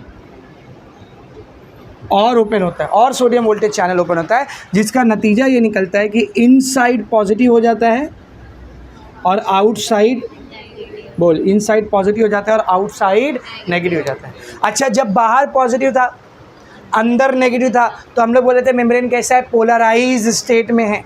तो जब उल्टा हो गया तो उसको बोलते हैं डीपोलराइज। खांसी आ गई इसको। जब बाहर पॉजिटिव था, ध्यान से समझ, जब बाहर पॉजिटिव था अंदर नेगेटिव था, तो हमने क्या बोले, पोलराइज। तो जब उल्टा हो गया, अंदर पॉजिटिव आ गया बाहर नेगेटिव आ गया, तो इस स्टेट पे हम लोग कहते हैं कि न्यूरॉन का ये वाला हिस्सा क्या हो चुका है बोल, डीपोलराइज। क्या हो चुका है बेटा बोल, डीप। तो जब अंदर पॉजिटिव और बाहर नेगेटिव हो जाए, तो इसी टाइम पर हम लोग बोलते हैं कि न्यूरॉन का ये हिस्सा कौन से स्टेट में घुस चुका है बोल, डीपोलराइज स्टेट में घुस चुका है। और एक बार ये डीपोलराइज स्टेट में आ गया ना, मतलब इम्पल्स जनरेट हो चुकी है। सर कैसे जनरेट हो चुकी है, this is positive potential, this is negative potential. Positive potential से नेगेटिव पोटेंशियल पे क्या जाएगा बेटा, इलेक्ट्रिक सिग्नल, कंडक्शन होता है, इम्पल्स हैज़ बीन जनरेटेड। और इस टाइम पे पोटेंशियल डिफरेंस -70 रहेगा, क्या बढ़ चुका रहेगा, क्या हो चुका रहेगा बोल, बढ़ चुका। कहाँ तक पहुँच चुका है बोल, +30 तक। तो इस +30 को कहा जाता है एक्टिंग पोटेंशियल। क्या बोलते बोल, एक्टिंग पोटेंशियल कितना होता है बेटा ये +30 मिली वोल्ट। एक्टिव स्टेट में आ चुका है आपका न्यूरॉन, समझ में आ रहा है। तो जो वोल्टेज यहाँ पर जनरेट हुआ है अब वो कहाँ जा रहा है बोल, आगे जा रहा है। तो जो अभी इधर हुआ था ना, जो अभी इधर हुआ था वो सब कहाँ रिपीट होगा, इधर रिपीट होगा। समझ में आ रहा है अच्छे से, ठीक है ना। तो इसके बाद का स्टेप बना रहा हूँ, देख ये जनरेट हो गया, ये क्या हो चुका है बोल, जनरेशन, इट शोज जनरेशन। अब हम लोग देखने जा रहे हैं कंडक्शन, आगे कैसे जाते हैं। तो थर्ड स्टेप कंडक्शन, फिर से इस न्यूरॉन को बना रहा हूँ वापस, फिन से, ठीक है, वापस बना दिया। ये ग्रीन वाली लाइन दिख रही है, ये ग्रीन वाली लाइन दिख रही है, यहाँ पे भी ड्रॉ कर देता हूँ। यहाँ पर क्या हो चुका था बताओ, यहाँ पर क्या हो चुका था सर, अंदर की तरफ ना पॉजिटिव चार्ज आ चुके थे, और बाहर की तरफ क्या आ चुका था बोल, नेगेटिव चार्ज आ चुका था। बाहर की तरफ नेगेटिव चार्ज आ चुका था। बाहर सोडियम की कमी हो गई थी सर, क्योंकि सारा सोडियम किधर भाग के आ गया था, अंदर भाग के आ गया था। सारा सोडियम किधर भाग के आ गया था, अंदर। हाँ, पोटेशियम जैसा था वैसे ही है, बाहर पोटेशियम कम, अंदर पोटेशियम ज़्यादा। तो अंदर दोनों पॉजिटिव ज़्यादा हो गए, बहुत ज़्यादा ही पॉजिटिव हो गया वो, तभी तो अंदर इतना पॉजिटिव चार्ज बढ़ गया। यही हुआ है ना अभी तक, यही हुआ है ना अभी तक। सोडियम गेट क्या हो चुका था, ओपन। सोडियम गेट क्या हो चुका था, ओपन। और पोटेशियम गेट क्या था, क्लोज। सोडियम गेट क्या हो चुका था, ओपन। पोटेशियम गेट क्या हो चुका था, क्लोज। इस साइड पर क्या था बताओ, इस साइड पर क्या था सर, बाहर पॉजिटिव, बाहर पॉजिटिव,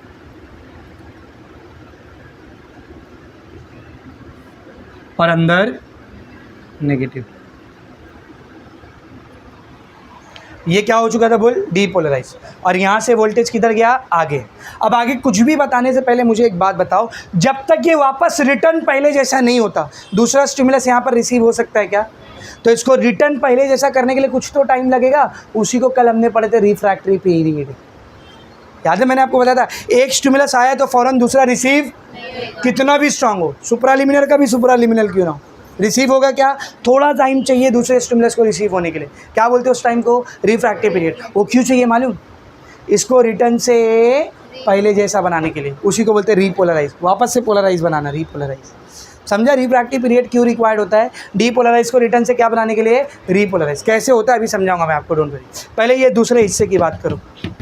क्या हुआ, यहाँ पर जो वोल्टेज जनरेट हुआ था, पॉजिटिव से नेगेटिव एक इम्पल्स आगे की तरफ आई, मतलब वो वोल्टेज अब इधर आ गया। तो जैसे ही ये वोल्टेज इधर आता है ना, यहाँ के सोडियम गेट क्या हो जाएंगे, ओपन।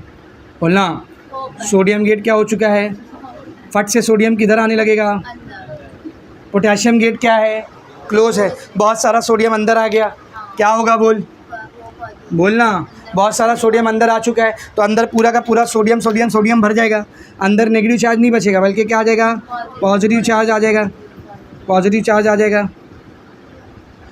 अब बाहर क्या आ चुका रहेगा, यानी ये हिस्सा क्या हो चुका है, बोलना, ये हिस्सा क्या हो चुका है, डीपोलराइज। ये हिस्सा क्या हो चुका है बोल, डीपोलराइज। यहाँ पॉजिटिव बन गया, यहाँ नेगेटिव बन गया, फिर से सिग्नल कहाँ जाएगा, यहाँ से आगे। अच्छा, जिस टाइम पर ये डीपोलराइज हो रहा होगा ना, उस टाइम पर ये ऐसे ही नहीं रुका रहेगा, इधर भी कुछ और होगा, इधर भी कुछ और होगा। अब क्या होता है ज़रा वो ध्यान से सुनो। जैसे ही ये वाला हिस्सा अपने एक्टिंग पोटेंशियल के पीक तक पहुंच जाता है, मैक्सिमम तक पहुंच जाता है, ठीक है ना, तो सोडियम गेट अपने आप क्या होने लग जाते हैं, क्लोज। सर अपने आप सेल्फ क्लोजिंग होते हैं। तो जैसे ये वाला हिस्सा अपनी एक्टिंग पोटेंशियल के पीक तक पहुंच चुका रहता है, सोडियम गेट इस टाइम पर क्या होने लग जाते हैं बोलो, क्लोज होने लग जाते हैं। Na+ वोल्टेज गेट क्या हो चुका है, क्लोज हो चुका है। और ये वो पोटेंशियल होता है जिसकी वजह से पोटेशियम गेट ओपन होता है। तो सोडियम गेट बहुत जल्दी ओपन हो गया था, स्टिमुलस मिला नहीं कि ओपन हो गया, पर पोटेशियम गेट के नखड़े रहते, बोले मेरे को ओपन करने का 30 वोल्ट का +30 मिली वोल्ट का सप्लाई चाहिए मेरे को। तो जब आप यहाँ तक पहुँचते तो सोडियम गेट तो बंद हो जाता है, लेकिन अब इतना हाई वोल्टेज हो चुका है जो किसको ओपन कर देगा, पोटेशियम गेट को ओपन कर देगा। तो जो पोटेशियम गेट थे, जो पोटेशियम वोल्टेज गेट थे, ये अब क्या हो चुके हैं बोल, ओपन। तो सोडियम गेट बंद हो गया, तो अब सोडियम का लेन देन क्या हो चुका है, ख़त्म। कौन सा गेट ओपन हुआ है? पोटाशियम। तो अब किसका लेन देन चालू होगा? पोटाशियम का। पोटाशियम अंदर क्या था, बाहर क्या था? कहाँ जाएगा पोटाशियम? कहाँ जाएगा पोटाशियम? बोल, अंदर ज़्यादा है बाहर कम है, तो ये अंदर से बाहर। तो अंदर से बाहर की तरफ कौन आ रहा है अभी? पोटाशियम। कौन आ रहा है अभी? अंदर इतना सारा सोडियम भर गया था, पहले से बहुत सारा पोटाशियम था, इसी वजह से तो पॉजिटिव चार्ज क्या हो गया था? बहुत ज़्यादा। तो उसी पॉजिटिव चार्ज को अब पोटाशियम की शक्ल में क्या कर रहा है? बाहर फेंक, भग भग तब तरीके से। तो अंदर से जब पॉजिटिव चार्ज बाहर भागने लगेगा, बाहर वापस से क्या आने लग गया? Positive charge. बाहर वापस से क्या आने लग गया? बोल, पॉजिटिव चार्ज। और अंदर वापस से क्या आने लग जाएगा? बोल, नेगेटिव चार्ज। तो जैसे ही ये पोटाशियम बाहर भागना शुरू करता है, बाहर आने लग जाता है बेटा पॉजिटिव चार्ज, और अंदर क्या आने लग जाता है? बोल, नेगेटिव चार्ज। अब ये वापस से कैसा हो चुका है? देख, पहले जैसा क्या बोलते थे स्टेट को? पोलराइज। ये वापस से पोलराइज हुआ है, इसीलिए इसको बोलते हैं रीपोलराइज। दोबारा रीपोलराइज। क्या हो गया बेटा? ये बोल, रीपोलराइज। ये समझ नहीं, यहाँ खोटा खोटा हंस रहे तुम लोग। क्या हो चुका है? बोलिए, रीपोलराइज। अब बाजू वाला हिस्सा क्या हो चुका है? डीपोलराइज। अब ज़रा ध्यान से सुन, ये डीपोलराइज हुआ, इसका सिग्नल आगे जाएगा, आगे क्या होगा? बोल, आगे क्या होगा? स्टेप बताओ बाकायदा। सोडियम गेट ओपन होगा, सोडियम अंदर आएंगे, अंदर पॉजिटिव बन जाएगा, बाहर नेगेटिव बन जाएगा, और ये वाला हिस्सा क्या हो जाएगा? डीपोलराइज। इसके साथ क्या होगा? सोडियम गेट बंद होगा, पोटाशियम गेट खुलेगा, पोटाशियम बाहर जाने लगेंगे, बाहर पॉजिटिव आएगा, अंदर नेगेटिव आएगा, और ये रिटर्न से क्या होगा? रीपोलराइज। आगे का डीपोलराइज। और फिर तो ये क्या हो रहा है? कंडक्शन। तो ऐसे होता है जनरेशन, और ऐसे होता है कंडक्शन। और जैसे ये एंड पर पहुंचा साइनेप्टिक वेसिकल के पास, याद आ रहा है? साइनेप्टिक नॉब, तब एक एक्स्ट्रा गेट ओपन होता है, कैल्शियम गेट। कैल्शियम अंदर आता है, वेसिकल को फ्यूज़ करता है, न्यूरोट्रांसमीटर बाहर जाता है, नेक्स्ट डेंड्रॉन के सोडियम गेट को ओपन करता है, उसमें सोडियम अंदर आता है, वहाँ पर डीपोलराइज हो जाता है। दूसरे वाले में समझ। जैसे ही अपने एंड पर पहुंचा, साइनेप्टिक नॉब के पास कैल्शियम गेट ओपन हुआ, कैल्शियम आया अंदर, साइनेप्टिक वेसिकल्स को लेके गया, फ्यूज़ किया मेम्ब्रेन से, एक्सोसाइटोसिस, न्यूरोट्रांसमीटर बाहर। अब ये न्यूरोट्रांसमीटर नेक्स्ट न्यूरॉन के डेंड्रॉन से कांटेक्ट करेगा, रिसेप्टर से, और जैसे ही वो रिसेप्टर से कांटेक्ट करते हैं ना, नेक्स्ट न्यूरॉन का सोडियम गेट क्या होने लगता है? ओपन। और जैसे ही उसका सोडियम गेट ओपन हुआ, वो डीपोलराइज होगा, उसमें भी सेम प्रोसेस आगे तक कंटिन्यू होगा, और जब उसके आखिर तक पहुँचेगा तो सेम। ऐसे सिग्नल एक सिरे से CNS तक, और फिर CNS से वापस इस सिरे तक ट्रैवल करते। समझ में आ रहा अच्छे से? ये सब मिली सेकेंड्स में होता है, फट से, आप सोच भी नहीं सकते इतना फास्ट होता है। समझ में आ रहा अच्छे से? एक मसला अभी भी वहीं का वहीं खड़ा है, जो आप सबके दिल में शायद हो सकता है अभी आ रहा हो, डाउट भी उठ रहा हो आपको। नहीं आ रहा तो मैं उठा देता हूँ। सर आपने बोले थे रेस्टिंग पोटेंशियल वो होता है जब बाहर सोडियम ज़्यादा हो, अंदर सोडियम कम हो, और बाहर पोटाशियम कम हो, अंदर पोटाशियम ज़्यादा हो। जब ये सोडियम गेट खुला था, सोडियम अंदर आ गया था, तो अंदर सोडियम बहुत ज़्यादा हो गया, और बाहर क्या हो गया है? कम। जैसे ये पोटाशियम गेट खुला, सारा पोटाशियम बाहर जाने लग गया, तो अब बाहर कौन ज़्यादा हो गया? पोटाशियम, और अंदर पोटाशियम क्या हो गया है? कम। तो ये सर तो उल्टा हो गया ना, ये बाहर सोडियम कम है, अंदर सोडियम ज़्यादा है, और ये पोटाशियम के बाहर जाने की वजह से अंदर पोटाशियम कम हो गया और बाहर पोटाशियम ज़्यादा हो, तो उल्टा हो गया। तो खिलाफ है उसके, है ना? अभी ख़त्म नहीं हुआ, सुन। लीकेज चैनल गायब हो गए क्या? लीकेज चैनल गायब हो गए क्या? है ना लीकेज चैनल अभी भी ना? तो लीकेज चैनल जब देखेंगे कि बाहर सोडियम कम हो गया, अंदर सोडियम ज़्यादा हो गया, तो कॉन्सेंट्रेशन अंदर ज़्यादा बाहर कम, क्या करेंगे? पंप नहीं, अपने आप हाई कॉन्सेंट्रेशन से लो कॉन्सेंट्रेशन पे सोडियम लीकेज चैनल के थ्रू अपने आप बाहर जाएगा। और इधर देख, अंदर पोटाशियम कम है, बाहर पोटाशियम ज़्यादा है, पोटाशियम हाई टू लो अपने आप अंदर आने लगेगा, और एक टाइम आएगा जब अंदर बाहर सोडियम लेवल में हो जाएगा, अंदर बाहर पोटाशियम लेवल में हो जाएगा। ये चाहिए था क्या अपने को? लेवल में चाहिए था क्या? बाहर क्या चाहिए था? सोडियम ज़्यादा, अंदर क्या चाहिए था? पोटाशियम ज़्यादा। अब दोनों जगह क्या हो चुके हैं? लीकेज चैनल की वजह से, बोलना, बैलेंस हो चुके। अब आएगा पिक्चर में कौन? पंप, मैं हूँ ना। और ये क्या करेगा? अंदर से और सोडियम खींच के बाहर फेंकेगा, और बाहर से और पोटाशियम खींच के अंदर खींचेगा, जब तक आप रिटर्न ये वाली स्टेट में नहीं आते, और तब फिर दूसरा स्टिमुलस क्या होगा? रिसीव होगा। समझ में अच्छे से? This is how the entire process goes on. I hope you guys understood it. एकदम अच्छे से समझा बेटा, इससे ज़्यादा आसान इसको नहीं बनाया जा सकता। जितना आसान मैं कर सकता था मैंने कर दिया। सबको एकदम अच्छे से समझा ना बेटा, ठीक है ना? मैं फिर बता रहा हूँ, जब ये सोडियम गेट ओपन हुआ था, अचानक से बहुत सारा सोडियम अंदर आ गया था, तो अंदर सोडियम का लेवल क्या हो चुका है? बढ़ चुका है, और बाहर कम हो चुका है। जब ये पोटेशियम गेट रीपोलराइजेशन के लिए ओपन हो रहा है, तो बहुत सारा पोटेशियम बाहर चले गए, तो बाहर पोटेशियम बढ़ गया और अंदर क्या हो गया? कम। ये तो उसका उल्टा हो गया ना। तो अब पिक्चर में कौन आएगा? Leakage channel. सबसे पहले लीकेज चैनल क्या करेंगे? बोल, लीकेज चैनल क्या करेंगे? बाहर से ज़्यादा सोडियम को अंदर से ज़्यादा सोडियम को बाहर फेंकेंगे। कब तक? जब तक ये दोनों बैलेंस ना हो जाए।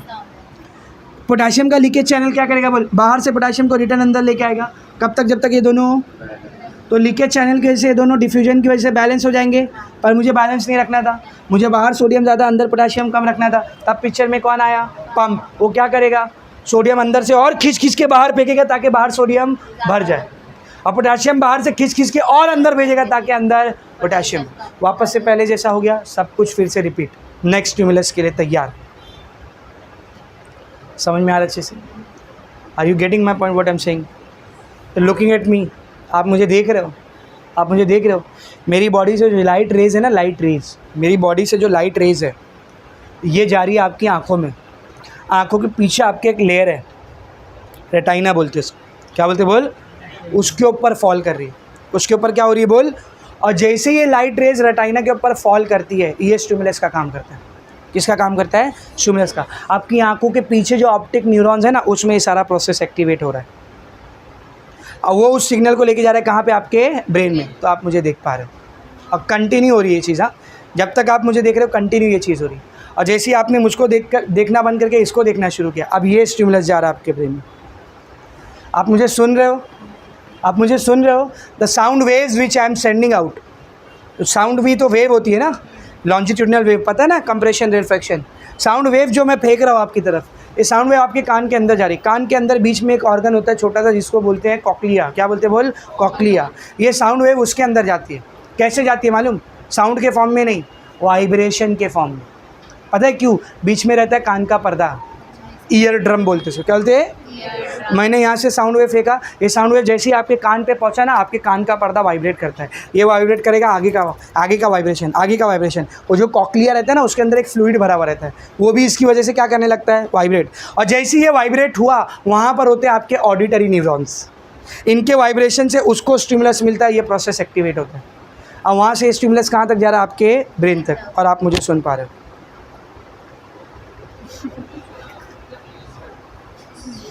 एक मिनट, अभी आ रहा हूँ।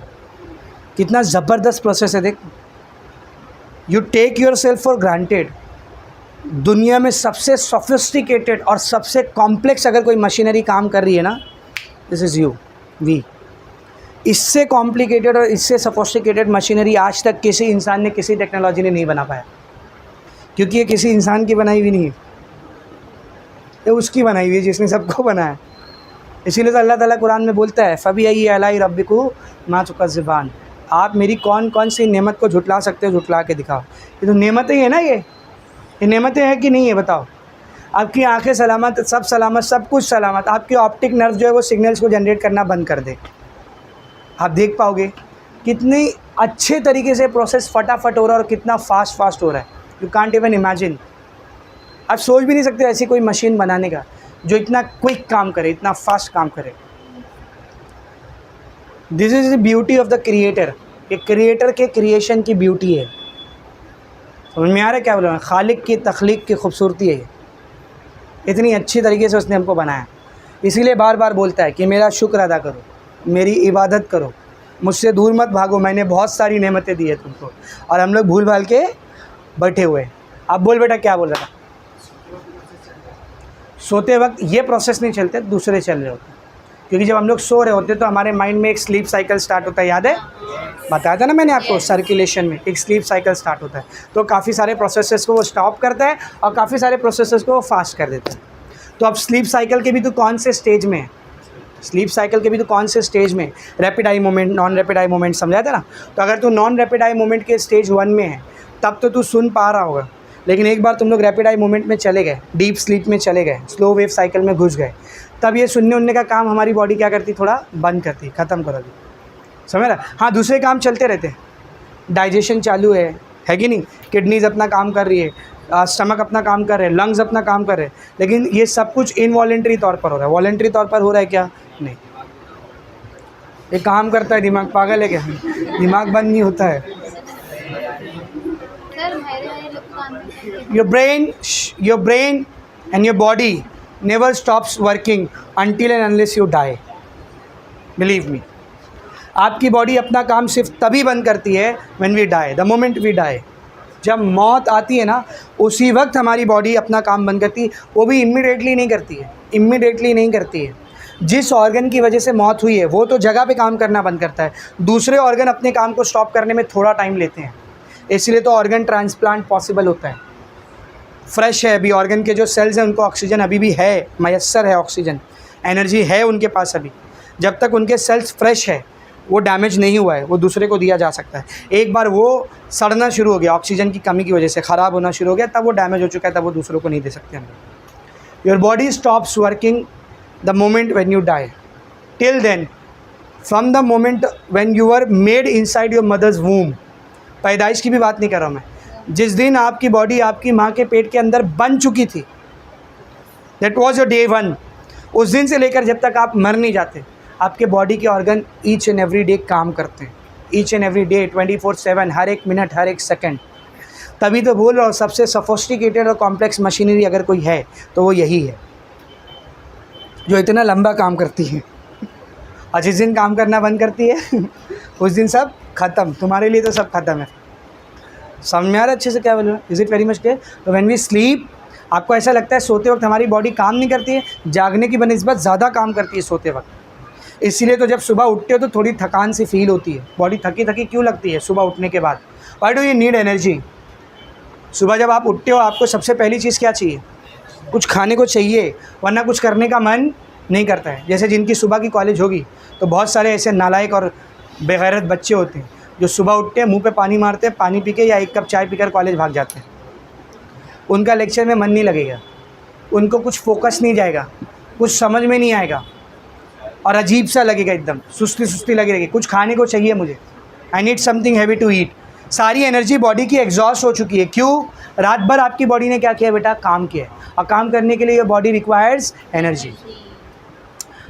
समझ में आ रहा है? तो रात में जो आपने खाया था ना, वो सारा रात भर में यूज़ हो चुका है। बॉडी बहुत सारे काम करती है जब हम लोग सो रहे होते हैं। सारा रिपेयर का काम, मेंटेनेंस का काम रात में सोते वक्त ही होता है। बॉडी में जिस जिस जगह पर, जहाँ पर जिस जिस सेल को रिपेयर करने का, मेंटेन करने का, डिटॉक्सीफाई करने की ज़रूरत है, वो सारा काम रात में होता है। तो आपकी बॉडी सोते वक्त बहुत काम करती है। इसीलिए ऐसा कहा जाता है कि जब आप सुबह उठ रहे हो, you should have a heavy breakfast. आपको कुछ हैवी खाना है, क्योंकि पूरी एनर्जी आपकी बॉडी की एग्जॉस्ट हो चुकी है। चाय बटर से कुछ नहीं होता, सबसे घटिया ब्रेकफास्ट है जो आप कर सकते हो। Have something good. आपको एक हैवी कार्बोहाइड्रेट कंज्यूम करना है, हैवी कार्बोहाइड्रेट। रोटी खानी है आपको, रोटी में बहुत सारा स्टार्च कार्बोहाइड्रेट होता है। चावल खाओ चलेगा, सुबह सुबह चावल खाओ चलेगा, इट कंटेन्स कार्बोहाइड्रेट्स, उसमें कार्बोहाइड्रेट्स होता है। यूनिट प्रोटीन, अंडे वगैरह खाओ सुबह सुबह, ताकि बॉडी को बहुत सारा प्रोटीन मिले सुबह ही सुबह। कार्बोहाइड्रेट, प्रोटीन, और अगर ओवरवेट नहीं है तो फैट, तीनों चीज़ आपको सुबह सुबह हाई अमाउंट में खाना चाहिए, ताकि बॉडी को सब मिले। And if you are overweight, carbohydrate and protein, avoid having fat. Fat already आपकी बॉडी में बहुत ज़्यादा है। कार्बोहाइड्रेट और प्रोटीन सुबह सुबह उठ के सबसे पहले भर दो पेट के अंदर, क्योंकि रात भर उसको यूटिलाइज़ कर दिया गया है। एक और बात, हम लोग खाना खाते फ़ौरन सो जाते हैं, है कि नहीं? खाना खाने से मिनिमम 2-3 घंटे बाद आपको स्लीप साइकिल को स्टार्ट करना है, so that your food has been digested completely, ताकि आपका फूड बराबर से क्या हो चुका हो? डाइजेस्ट हो चुका हो। अब आपने खाना खाया, अभी स्टमक के अंदर पूरी तरीके से फूड डाइजेस्ट भी नहीं हुआ था, आप सो गए, तो आधी एनर्जी तो उसको डाइजेस्ट करने में जाती है, तो बॉडी का बराबर से रिपेयर और मेंटेनेंस वगैरह नहीं हो पाता। इसीलिए ऐसा कहते हैं डॉक्टर्स, जिस भी टाइम पर आप खाना खा रहे हो, उसके 2 से 3 घंटे बाद आपको सोने जाना है, ताकि आपका फूड जो आपने खाया था वो ऑलरेडी डाइजेस्ट हो चुका है, and then you have started your sleep cycle. समझ में आ रहा है अच्छे से क्या बोल रहा हूँ? तो अगर आप 12 बजे सोते हो तो see to it that you consume your food at 10 और 9:30 ऐसा। अगर आप 1 बजे सोते हो तो 10:30 तक खाना खा लो। 10 बजे छुट्टी होती, घर पे जाते हो, सबसे पहला काम करने का हाथ मुँह धोकर खाना खाने का। उसके बाद कोई दूसरा काम बचा है तो उसको निपटाओ और 1 से 2 घंटे के अंदर सो जाओ। And this is what I do, this is what actually I do. 10 बजे छुट्टी हुई, 10:15 10:30 तक घर पहुंचा, सबसे पहला काम जो मुझे करना है, I want my food, compulsory, मुझे चाहिए वहाँ पर खाना ख़त्म। सबसे पहले हाथ पैर मुंह धो करके मैं खाना खाता हूँ, और खाना खाने के बाद अगर कुछ काम बचे हुए तो वो करना है, और फिर 1 से 2 घंटे बाद सो जाना। आप क्या करते हो, यहाँ पे जाते हो, मोबाइल चलाते हो, टीवी देखते हो, थोड़ा बाहर घूमते हो और फिर खाना खा के सोते हो। This is wrong. आपको सोने से 2 घंटा पहले तो खाना खाना है कम से कम, ताकि वो फूड पेट के अंदर क्या हो जाए बेटा, डाइजेस्ट। और सुबह नाश्ता कैसा करना है, हैवी करना है, हैवी करना है, ज़्यादा प्रोटीन, ज़्यादा कार्बोहाइड्रेट, और ओवरवेट नहीं हो तो फैट भी। रोटी खाओ, कार्बोहाइड्रेट मिलेगा, अंडा खाओ, प्रोटीन और फैट दोनों मिलेगा। जर्दी के साथ अगर अंडा खाओगे तो प्रोटीन भी मिलेगा और फैट भी मिलेगा। तो ये सब खाते नहीं हो, चाय बटर खा के भाग जाते हो। चाय में क्या है, सबसे ज़्यादा पानी, 0 कैलोरीज। पानी में कैलोरीज कितनी होती है मालूम, 0। पानी सिर्फ फिल करता है, एनर्जी नहीं देता है। पानी से आपको सिर्फ मिनरल्स मिलते हैं, no energy. Water has got 0 calories, पता होना चाहिए आपको ये बात। चाय में क्या है, आधा तो पानी है, 0 कैलोरीज, थोड़ा बहुत वो दूध है, थोड़ा बहुत वो दूध है। दूध में आपको थोड़ी बहुत प्रोटीन और थोड़ी बहुत कार्बोहाइड्रेट की क्वांटिटी मिलेगी, नथिंग एल्स। ऐसा नहीं कि चाय आपको प्रोटीन या कार्बोहाइड्रेट नहीं दे रहा है, दे रहा है, लेकिन कम दे रहा है। यू नीड इट मोर, तो इसका ये मतलब नहीं ज़्यादा चाय पियो। Then your body will be addicted to caffeine और टॉक्सिन्स जो चाय में पाए जाते हैं। मैं ऐसा नहीं बोलूँ कि चाय मत पियो, अगर आपको सुबह चाय कॉफ़ी की आदत है 1 कप पी लो, कोई बुरी बात नहीं है, लेकिन कार्बोहाइड्रेट के लिए रोटी कंज्यूम करो और प्रोटीन के लिए अंडा कंज्यूम करो। अंडा नहीं खाते हो, दूध पियो, 1 गिलास भर के दूध पियो, सिर्फ दूध, उसमें और कुछ मिला हुआ नहीं, चाय पत्ती पानी नहीं, सिर्फ दूध। 1 गिलास भर के दूध पियो। दूध में भी प्रोटीन होता है, कैल्शियम होता है, फैट होते हैं, कार्बोहाइड्रेट्स होते हैं दूध के अंदर भी, उसको पियो। समझ में आ रहा है। चने हो गए, सिंगदाने हो गए, ये सब खाओ, उसमें भी प्रोटीन कार्बोहाइड्रेट सब मौजूद होते हैं। सबसे आसान नाश्ता क्या है, 1 गिलास दूध, अंडा, रोटी और चाय चाहिए तो थोड़ी सी चाय, सबसे बेस्ट। क्योंकि ये सुबह सुबह बन भी जाता है बहुत जल्दी बहुत जल्दी बन भी जाता है ना। या तो उबाल लिया अंडा या ऑमलेट बना लिए, 5 मिनट का काम है। रोटी तो बनती है सबके लिए, रोटी पराठा तो बनता ही होगा ना घर में, नहीं बनता है तो बोलो बनाने, वो आदत डलवाओ रोटी और पराठे की। मार खाओ, मार खा के बार बार बोलो चाहिए मेरे को, चाहिए मेरे को, मैं कुछ नहीं जानता। ये सब की अभी से बॉडी में आदत डालो, बाद में वरना तुमको बहुत इसकी दिक्कतें होंगी। अभी आपकी बॉडी यंग है, अभी से ये सब की आदत डालोगे तो आगे आपको ये सब का प्रॉब्लम नहीं फेस करना पड़ेगा। और रात का खाना कोशिश किया करो लाइट खाने के लिए। अगर रात में ही बहुत ज़्यादा हैवी खा लोगे तो आधी एनर्जी तो उसको डाइजेस्ट करने में ही जा रही है, तो बॉडी का रिपेयर बराबर नहीं होगा। और हम लोग सबसे हैवी रात में ही खाते हैं, ले बिरयानी, सालन, चिकन, मटन, पाया, नल्ली, निहारी, सब कुछ रात में ही जा रहा है। 2 रोटी, इतना चावल। रात का खाना थोड़ा नॉर्मल से लाइट खाया करो, जितना आप नॉर्मल खाते हो उससे थोड़ा हल्का खाया करो, ताकि डाइजेशन में ज़्यादा एनर्जी बर्बाद ना हो। समझ में आ रहा है। खाना है, लेकिन मैं ये नहीं बोल रहा कि भूख के पेट सो खाना है, आपको कंज्यूम करना है, लाइट खाना है, पेट भरना चाहिए पर लाइट खाना होना चाहिए। समझ में आ रहा अच्छे से। अब दबा के इतना सारा चावल खा लियो, अब वो पेट तो भरेगा लेकिन कार्बोहाइड्रेट भी तो देगा ना इतना सारा, उसको डाइजेस्ट भी करना पड़ेगा आपको। समझ में आ रहा है। थोड़ा अपने फ्रूट्स को इंक्लूड कर दो खाने में। फ्रूट्स बहुत इजीली डाइजेस्ट हो जाते हैं, क्योंकि फ्रूट के अंदर वाटर कंटेंट बहुत हाई रहता है और पानी डाइजेस्ट करने में दिक्कत नहीं होती है, और वो फीलिंग भी होता है, पेट भरता भी है। अपने खाने में फ्रूट इंक्लूड कर लो, एक आध, थोड़ा बहुत सलाद इंक्लूड कर लो, कुकुम्बर, टोमेटो, अनियन, ये सब इंक्लूड कर लो, क्योंकि ये सब में भी वाटर कंटेंट हाई रहता है, फाइबर्स हाई रहते हैं, डाइजेशन करने में ज़्यादा प्रॉब्लम नहीं होती, ईजिली हो जाता है। तो जहाँ 2 प्लेट चावल खाते हो, 1 प्लेट चावल खाओ, 1 प्लेट में सलाद और फ्रूट वगैरह कंज्यूम करो, ताकि बॉडी को डाइजेस्ट करने में क्या हो, आसानी, और पेट भी क्या रहे, भरा हुआ। पता चला आधा पेट खाना खा के गए रात में, अल्लाह यूब सर बोल दिए थे भूख बहुत तेज़ लग रही है भूख बहुत तेज़ लग रही, मैं नहीं कर रहा ये सब, मैं जा रहा 1 प्लेट और खाने। आपको पेट भरना है। लाइट खाने से मेरा ये मतलब नहीं कि कम खाओ, पेट ही ना भरे, भूख के सो जाओ और रात में फिर पेट पकड़ के बैठो, नहीं, उसका भी नुकसान होगा बॉडी को।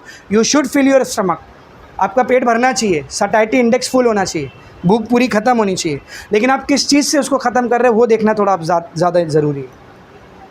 कार्बोहाइड्रेट खाओ, प्रोटीन खाओ रात में, बहुत अच्छी बात है, एक लिमिट में खाओ। बाकी का बचा कुचा कोटा जो है वो फाइबर से, फ्रूट से, वेजिटेबल से, ये सब से कंप्लीट करो। वेजिटेबल्स को भी डाइजेस्ट करना थोड़ा ज़्यादा आसान होता है। और देखो पूरा, जैसे कि आप सबको मालूम है, मैंने आपको पहले भी बताया था कि जो ह्यूमन नर्वस सिस्टम होता है, इधर देखो, जो ह्यूमन नर्वस सिस्टम होता है उसको हम लोगों ने 3 पार्ट में डिवाइड किया। कितने पार्ट्स में? पहला है सेंट्रल नर्वस सिस्टम, शॉर्ट में बोले तो CNS। दूसरा है पेरिफेरल नर्वस सिस्टम, जिसको शॉर्ट में बोलते हैं हम लोग PNS। और आखिरी है ऑटोनॉमिक नर्वस सिस्टम, जिसको शॉर्ट में हम लोग PNS। जब मैं बोलता हूँ कि हमको ह्यूमन नर्वस सिस्टम पढ़ना है तो असल में हमको ये तीनों चीज़ें पढ़नी है, CNS, PNS और PNS। तो first let us talk about CNS। CNS में हम लोग क्या क्या देखेंगे, थोड़ा ध्यान से देखो। CNS में हम लोगों को सिर्फ 2 पढ़नी है। आप सबको पहले से मालूम है कि CNS 2 ही चीज़ों से बनता है। कौन सी 2 चीज़ें? Brain, spinal cord. तो जब मैं बोलता हूँ CNS पढ़ना है तो ये 2 चीज़ पढ़नी है, ठीक है। इसके बाद हम लोग देखेंगे PNS। PNS में हम लोग 2 चीज़ें पढ़ते हैं, क्रेनियल नर्व्स। क्रेनियल नर्व्स किसको बोलते हैं सर? वो नर्व फाइबर जो सीधा ब्रेन से बाहर निकलते हैं। और दूसरा हमको देखना है स्पाइनल नर्व। तो अब बताओ स्पाइनल नर्व किसको बोलेंगे? वो नर्व फाइबर जो सीधा स्पाइनल कॉर्ड से बाहर निकले। इन 2 चीज़ों को पढ़ेंगे तो अपना PNS खत्म हो जाएगा। और फिर लास्ट में ऑटोनॉमिक नर्वस सिस्टम। इसके अंदर भी हम लोग 2 चीज़ों को पढ़ते हैं, एक है सिंपैथेटिक नर्वस सिस्टम और एक है पैरासिम्पैथेटिक नर्वस सिस्टम।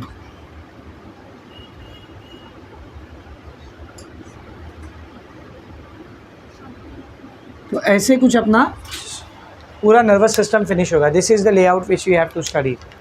ये 1 से 1.5 पेज पे दिया हुआ है, ये 2 पेज पे दिया हुआ है, सबसे बड़ा पार्ट यही है। इसमें भी स्पाइनल कॉर्ड भी 1 या 1.5 पेज का ही है, ये 3-4 पेज तक जाए। यानी इसमें सबसे मेजर जो कंटेंट है वो किसका है बेटा? ब्रेन का। समझ रहे? ब्रेन के भी, क्योंकि फर्दर बहुत सारे पार्ट्स होते हैं। मेनली ब्रेन को 3 पार्ट में बांटा गया है, fore brain, mid brain, hind brain. Fore brain के भी 3 हिस्से होते हैं, सेरिब्रम, ऑल्फैक्टरी लोब, डायनसेफ्लॉन। उसमें भी डायनसेफ्लॉन के भी 3 हिस्से होते हैं, हाइपोथैलेमस, थैलेमस, एपिथैलेमस। फिर आता है मिड ब्रेन। मिड ब्रेन के भी 2 हिस्से होते हैं, कॉर्पोरा, क्वाड्रिजिमिना, क्रूरा, सेरिब्रा, ऐसा। फिर आता है हिंड ब्रेन। हिंड ब्रेन के भी 3 हिस्से होते हैं, सेरिबेलम, पॉन्स फेरिलाई, मेडुला ऑब्लोंगेटा। तो इन सारे स्ट्रक्चर को 1 बाय 1 करके हमको स्टडी करना है।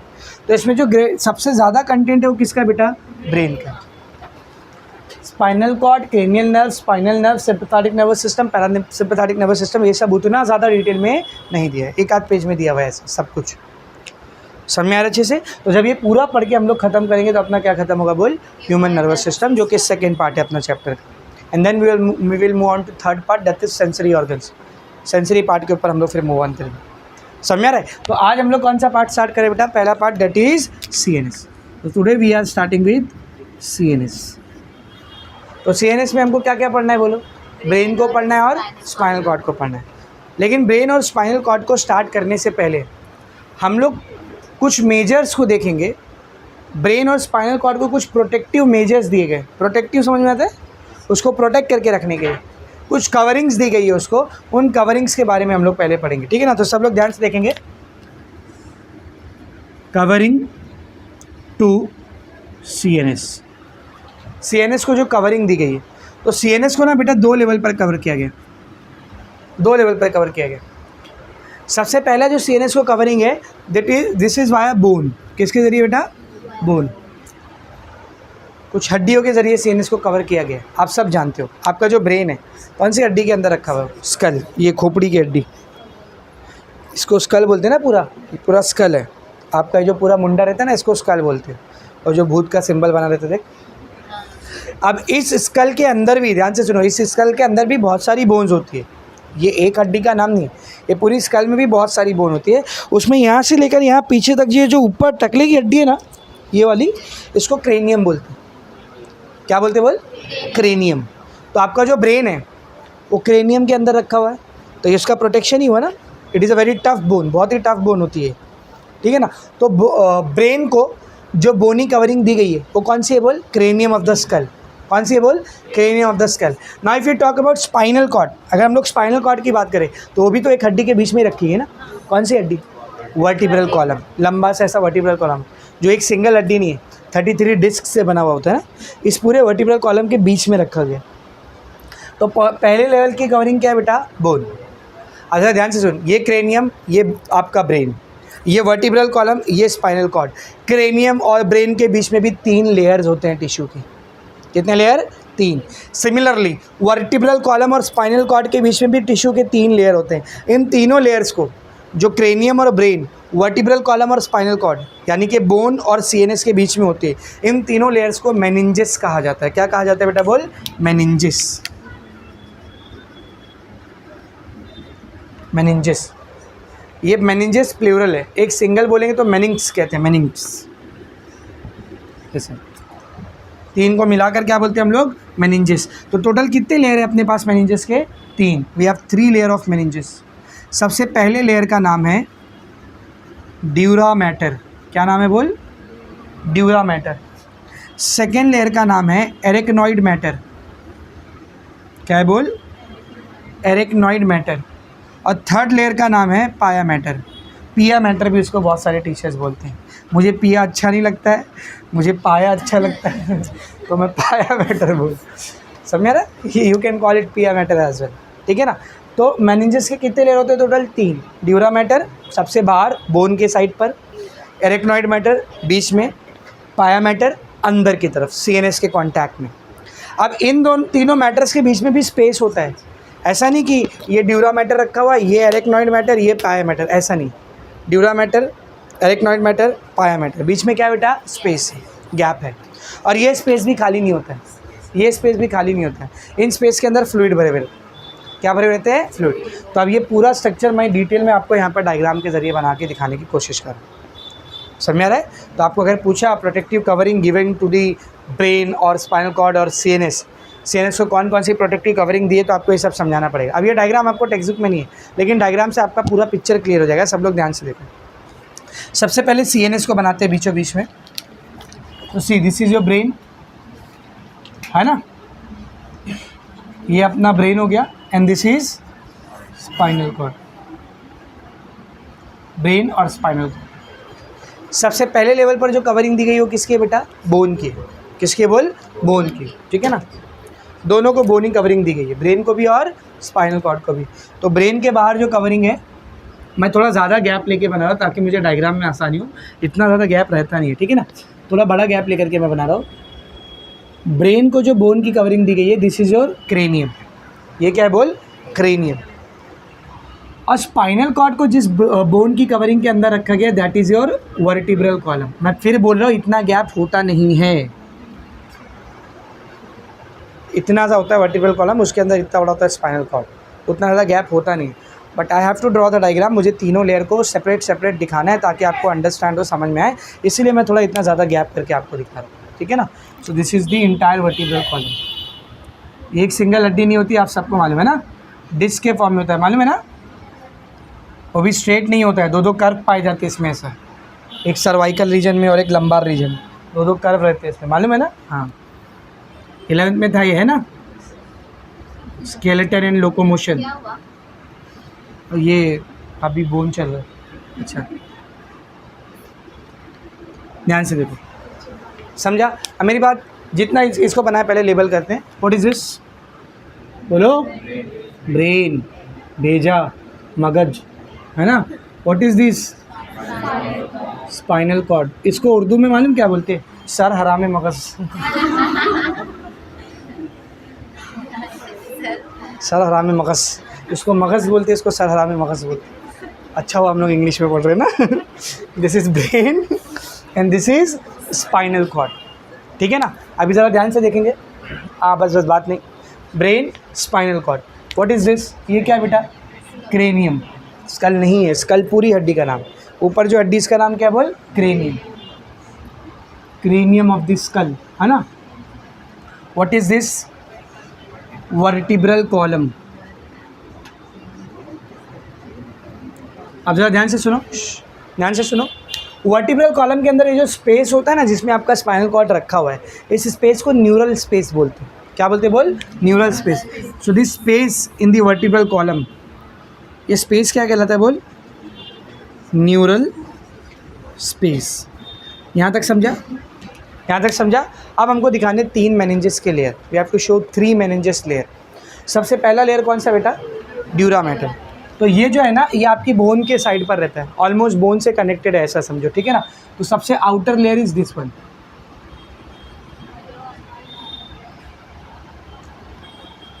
क्रेनियम के पास भी रहेगा और वर्टिब्रल कॉलम के अंदर भी रहेगा. This is your outer layer. Sir कैसा होता है ये, मतलब किस नेचर का होता है? तो बेटा it is thick, non vascular. Non vascular मतलब ब्लड वेसल नहीं रहती इसके पास. इट इज़ थिक, थिक होता है, नॉन वैस्कुलर होता है, फाइब्रस होता है. कैसा होता है? फाइब्रस मतलब फाइबर से बना हुआ. और मैंने आपको बताया कोई भी चीज़ अगर फाइब्रस है तो कैसी रहेगी? टफ रहेगी. तो आउटर लेयर तो टफ तो होना चाहिए ना उसको, ताकि प्रोटेक्ट कर सके वो प्रॉपर, है कि नहीं. तो जो आउटर मेनिंज होती है, मेनिंग्स सॉरी, जो आउटर मेनिंग्स होती है, क्या नाम है बेटा उसका बोल? Dura mater. क्या नाम है बोल? Dura mater. कैसी होती है ये? It is thick, non vascular, fibrous and tough. सही है. तो आपको पूछा तो ये सब मेंशन करना पड़ेगा. टेक्स्ट बुक में भी पढ़ोगे तो आपको ये सब मिल जाएगा. सो this is the first layer which is dura mater. कौन सा मैटर बोल? Dura mater. अब आगे बढ़ते हैं. ड्यूरा मैटर के बाद आएगा सेकेंड लेयर, मेनिंग्स का सेकेंड लेयर, जिसका नाम क्या है बोल? Arachnoid matter. अब ये इतना थिक नहीं होता है, ये थोड़ा थिन होता है.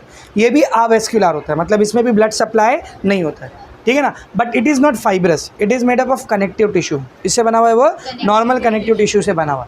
हाँ, इसका अपीयरेंस जो होता है ना, वो वेब लाइक होता है, स्पाइडर के वेब की तरह, जाली की तरह, नेट की तरह अपीयरेंस, ठीक है ना. तो सेकेंड लेयर को बनाते हैं.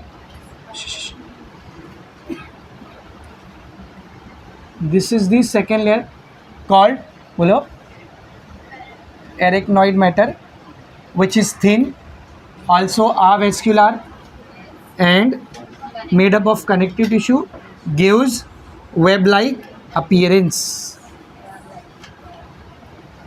ठीक है. ये आपका सेकेंड लेयर हो गया बेटा मेनिंज का. और नोटिस कर, ब्रेन के सराउंडिंग में भी है और स्पाइनल कॉर्ड के सराउंडिंग में भी है. तो ये सेकेंड लेयर हो गया. इसको वेब लाइक दिखा भी देंगे हम लोग थोड़ा सा.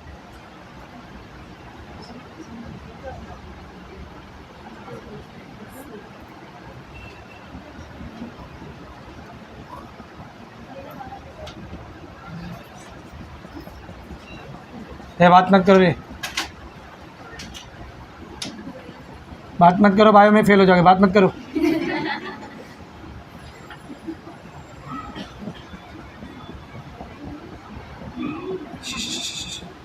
सो this is the second layer called, बोलो, ड्यूरा मैटर. क्या नाम है बेटा इसका? Sorry, arachnoid matter.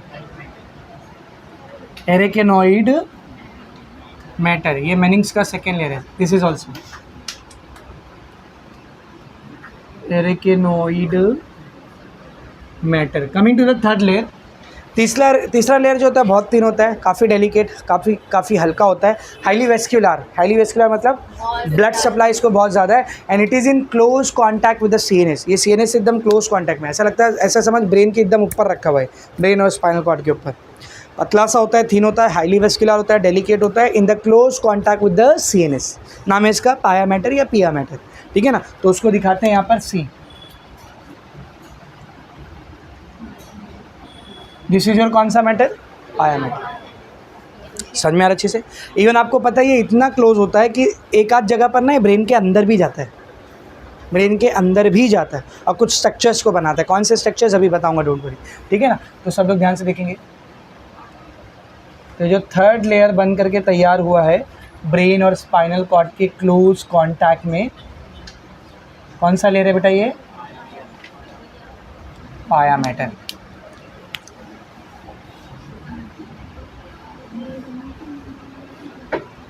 ब्रेन के पास भी रहेगा और बोलो स्पाइनल कॉर्ड के पास भी रहेगा। अब बारी है जो स्पेसेस है बीच में, उन स्पेसेस को भी नाम दिया गया। Listen to me very carefully, इन स्पेसेस को भी नाम दिया गया है। सबसे पहला स्पेस जो कि आपके ड्यूरा मैटर और एरेक्नॉइड मैटर के बीच में। तो अगर आप देखोगे तो ये स्पेस ड्यूरा मैटर के बाद में आ रहा है, इसीलिए स्पेस का नाम ही रखा गया है सब ड्यूरल स्पेस। क्या नाम रखा गया बोल? सब ड्यूरल स्पेस। यदि कभी भी प्री रहता है ना, तो प्री का मतलब होता है पहले और सब का मतलब होता है बाद में। तो ये ड्यूरा मैटर के बाद में आता है, इसीलिए स्पेस का नाम क्या है बोल? सब ड्यूरल space. So the space between the dura matter and the arachnoid matter is subdural space. Similarly, आपके arachnoid matter और pia matter के बीच का जो space दिख रहा है, किसके बाद में आ रहा है ये?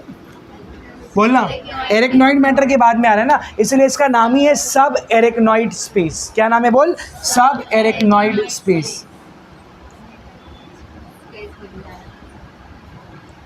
सब arachnoid space। तो दो space है टोटली इधर।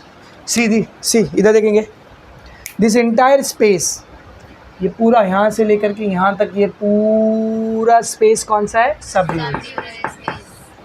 And this entire space arachnoid और पाया मैटर के बीच का ये पूरा स्पेस कौन सा बेटा? सब एरेक्नॉइड स्पेस। अब ये दोनों स्पेस भी खाली नहीं है, it is filled with fluid. किससे भरा हुआ है? फ्लूइड। तो पहले बात करते हैं सब ड्यूरल स्पेस की। सब ड्यूरल स्पेस में नॉर्मल फ्लूइड होता है, जो बॉडी का नॉर्मल फ्लूइड होता है, जो बॉडी में दूसरे ऑर्गन के पास भी पाया जाता है। इसको सीरस फ्लूइड बोलते हैं। क्या बोलते हैं बोल? Serous fluid. तो सब ड्यूरल स्पेस में यहाँ पर जो फ्लूइड भरा हुआ है, कौन सा फ्लूइड है बेटा? ये बोल, सीरस फ्लूइड। सीरियस नहीं है, सीरियस, सीरस फ्लूइड, सीरस। तो it is filled with the fluid called serous fluid।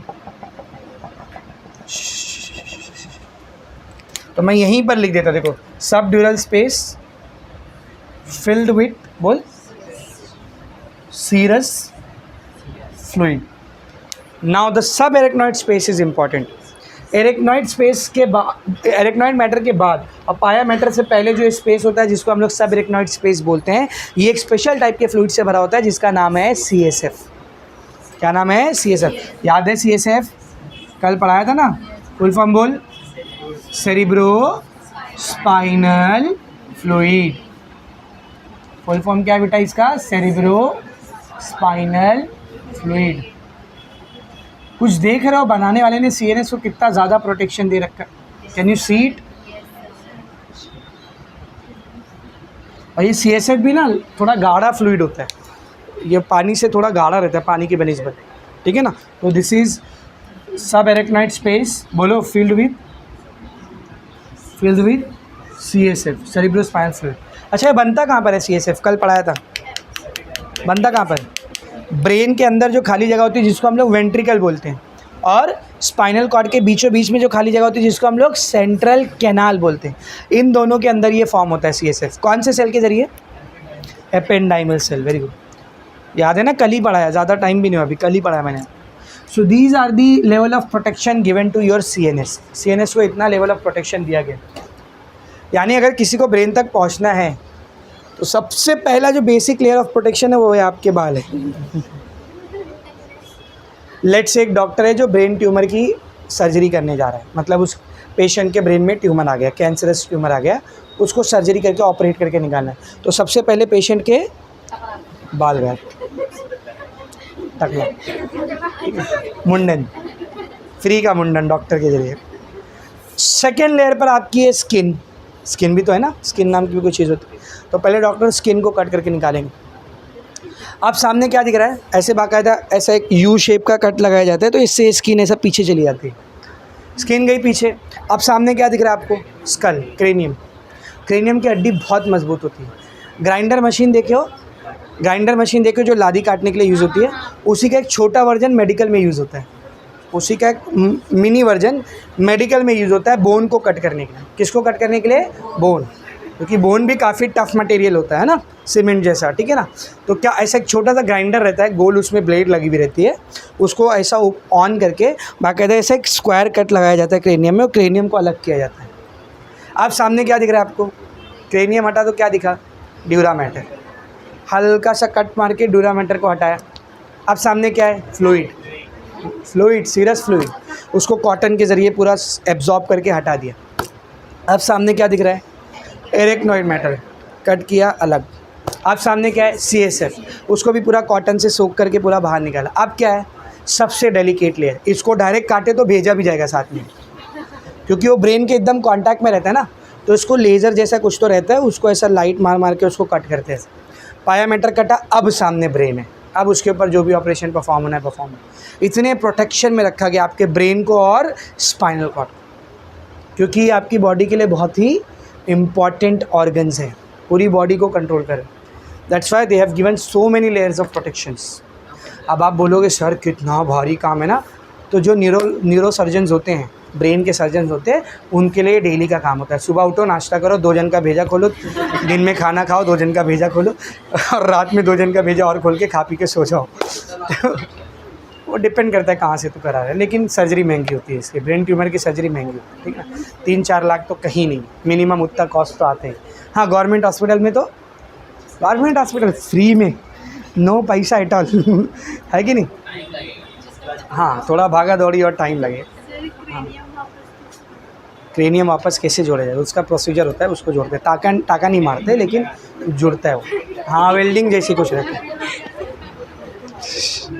लेकिन ये है, उसको रिटर्न जोड़ दिया जाता है ना, तो ये पहले जितना टफ नहीं रहेगा, पहले जितना आपको क्या बोलते रहे ड्यूरेबिलिटी नहीं देगा।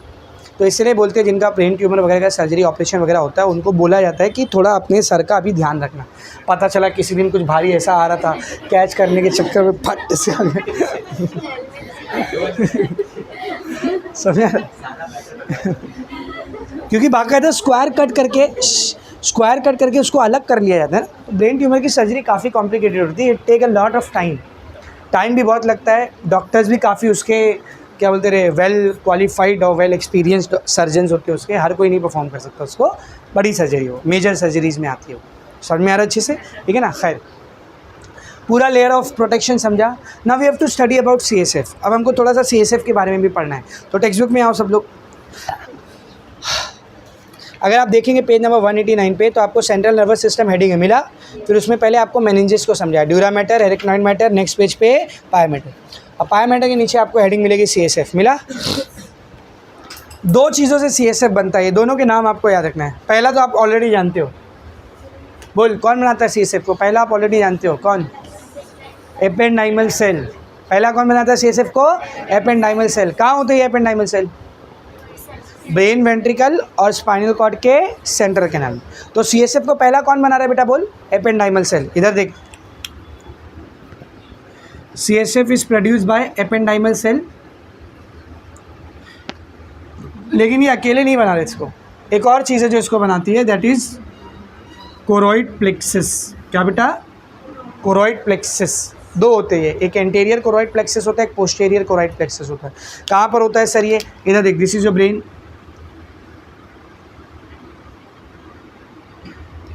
अपना ब्रेन है ये भेजा है ना। ये पाया मैटर, कौन सा मैटर, पाया मैटर। तो पाया मैटर ऐसा ब्रेन में पीछे की तरफ से घुसता है और यहाँ पे एक ऑर्गन बनाता है, यहाँ पर एक ऑर्गन बनाता है। सिमिलरली यहाँ पे भी पाया मैटर ऐसा आता है, यहाँ पे एक ऑर्गन बनाता है। इन दोनों ऑर्गन्स को हम लोग कोरोइड प्लेक्सिस कहते हैं। क्या कहते हैं बोल, कोरोइड प्लेक्सिस। समझ में आ रहा है। तो ये 2 चीज़ें रिस्पॉन्सिबल है CSF को प्रोड्यूस करने में। कौन सी 2 चीज़ें, नाम याद रखना है आपको, कौन सी 2 चीज़ें, एपेंडाइमल सेल और choroid plexus, which is made by pia matter. तो कहीं ना कहीं पाया मैटर भी CSF को बनाने में क्या कर रहा है, हेल्प कर, डायरेक्ट नहीं, पहले वो कोरोइड प्लेक्सिस बनता है और फिर बनाता है CSF। समझ आ रहा है। तो ependymal cell and choroid plexus by pia mater, these 2 cells और टिश्यूज और structures are responsible for producing CSF। CSF भरा कहाँ कहाँ पर है, ब्रेन वेंट्रिकल के अंदर, ब्रेन के अंदर जो खाली जगह है उसके अंदर, स्पाइनल कॉर्ड की सेंट्रल कैनाल में जो खाली जगह है उसके अंदर, और सब एरेक्नॉइड स्पेस में। बन के कहाँ पर जाता है, बन के जाता है ब्रेन वेंट्रिकल में और सेंट्रल कैनाल में, और फिर वहाँ से बाहर निकल के सब एरेक्नॉइड स्पेस में भरता है। सर ये कैसे, ये देखिए ब्रेन का ये वाला स्ट्रक्चर देख रहे हो बेटा, आप ये वाला ब्रेन का ये वाला स्ट्रक्चर देख रहे हो, उसको बोलते हैं मेडुला ऑब्लोंगेटा। क्या बोलते हैं बोल, मेडुला ऑब्लोंगेटा। एक भेजा है, भेजा स्पाइनल कॉर्ड। एक इधर अंदर एक खाली जगह है, यहाँ अंदर एक खाली जगह है, और फिर यही सेंट्रल कैनाल में भी गई है ना। तो ये पूरे में ये फ्लूइड भरा हुआ है, और बाहर यहाँ पे भी तो भरा हुआ है ना, सब एरेक्नॉइड स्पेस में भी भरा हुआ है। तो फ्लूइड अंदर से बाहर आया कैसे, ये फ्लूइड अंदर से बाहर आया कैसे? तो सब लोग ध्यान से देखो, ये वाला जो पोर्शन है ना मेडुला ऑब्लोंगेटा, कौन सा बेटा? मेडुला ऑब्लोंगेटा, इसको बोलते हैं मेड्यूला ऑब्लोंगेटा। तो जो मेडुला ऑब्लोंगेटा होता है ना बेटा, इसमें 3 ओपनिंग होती है। इसमें कितनी ओपनिंग होती है बोल? 3। 2 लैटरल होती है साइड में, और एक मीडियल होती है बीचों बीच में। ऐसा 3 ओपनिंग होती है। इन तीनों ओपनिंग से ये CSF CNS के बाहर आता है, ब्रेन की कैविटी और स्पाइनल कॉर्ड की कैविटी से बाहर आता है, और कहाँ पर भर जाता है बोल? कहाँ पर भर जाता है बोल? एरेक्नॉइड स्पेस में, सब एरेक्नॉइड स्पेस में। इन तीनों ओपनिंग्स के भी नाम हैं, जिसको हम लोग पढ़ेंगे जब मेडुला ऑब्लोंगेटा को पढ़ेंगे, तब पढ़ेंगे हम लोग इसको। समझ में आ रहा है अच्छे से? ठीक है ना। वहाँ पर देखेंगे ये तीनों का भी नाम है। ये साइड की 2 ओपनिंग को फोरामेन ऑफ लुश्का कहते हैं, और ये आगे की जो एक ओपनिंग है इसको फोरामेन ऑफ मैगेंडे कहते हैं। ठीक है ना। तो वो सब हम लोग जब मेडुला ऑब्लोंगेटा पढ़ेंगे ना, मेडुला ऑब्लोंगेटा, तब देखेंगे। अभी बस आपको इतना याद रखना है कि मेडुला ऑब्लोंगेटा में 3 ओपनिंग होती है, जिसके ज़रिए CSF बाहर आता है। अब इसका काम क्या है, क्या काम मेन इसका है, वो सब देखते हैं। ठीक है ना, समझ में आ रहा है? CSF देखेंगे सब लोग। Come to your textbook, page number 190, cerebrospinal fluid, heading मिली। It is a lymph like extracellular fluid, lymph की तरह होता है ये भी, एक्स्ट्रा सेलुलर फ्लूइड है। ठीक है ना, सेल के अंदर नहीं ना, बाहर है। Secreted by choroid plexuses of pia mater. कौन कौन बनाता है इसको? पाया मैटर के कोरोइड प्लेक्सेस बनाते हैं। और कौन बनाता है देख? Pia mater present inner to the subarachnoid space in the ventricles of the brain within the central canal of the spinal cord. कहाँ कहाँ पर मौजूद है वो भी बताया है। Ventricle of the brain, central canal of the spinal cord and subarachnoid space, इन 3 जगहों पर CSF मौजूद होता है। याद रखो रे, कहाँ कहाँ मौजूद होता है CSF? 3 जगह। बोल कौन कौन सी? Ventricle of the brain, central canal of the spinal cord और सब एरेक्नॉइड स्पेस। आगे देखेंगे। The CSF is secreted by pia mater, choroid plexuses and the ependymal cell lining the ventricle of the brain and the central canal of the spinal cord. वही बात फिर से लिखी हुई, बार बार समझा रहा हूँ उसको। आगे देखेंगे। The 3 opening in the roof of medulla oblongata. Medulla oblongata में कितनी ओपनिंग होती है? 3। ये बताया ना, 2 लैटरल, एक median, foramen of Luschka, foramen of Magendie. ये 3 ओपनिंग के जरिए ये CSF सेंट्रल कैनाल या फिर वेंट्रिकल से बाहर निकल के आता है, और कहाँ पर भरता है? सब एरेक्नॉइड स्पेस में। देखो, in the roof of medulla oblongata help in draining out the CSF from the brain to the outside. The meninges and the CSF, ध्यान से देख, ये तीनों meninges और ये CSF, ये पूरा स्ट्रक्चर मिल करके काम करता है शॉक एब्जॉर्बर की तरह पर। So if any injury is given to your head और योर बैक, अगर कोई भी इंजरी आपके हेड या बैक पर जाती है तो वो इंजरी डायरेक्ट आपके ब्रेन या स्पाइनल कॉर्ड तक नहीं पहुंचेगी, उसको एब्जॉर्ब कर लिया जाएगा। एक शॉक एब्जॉर्बर मौजूद है वहाँ।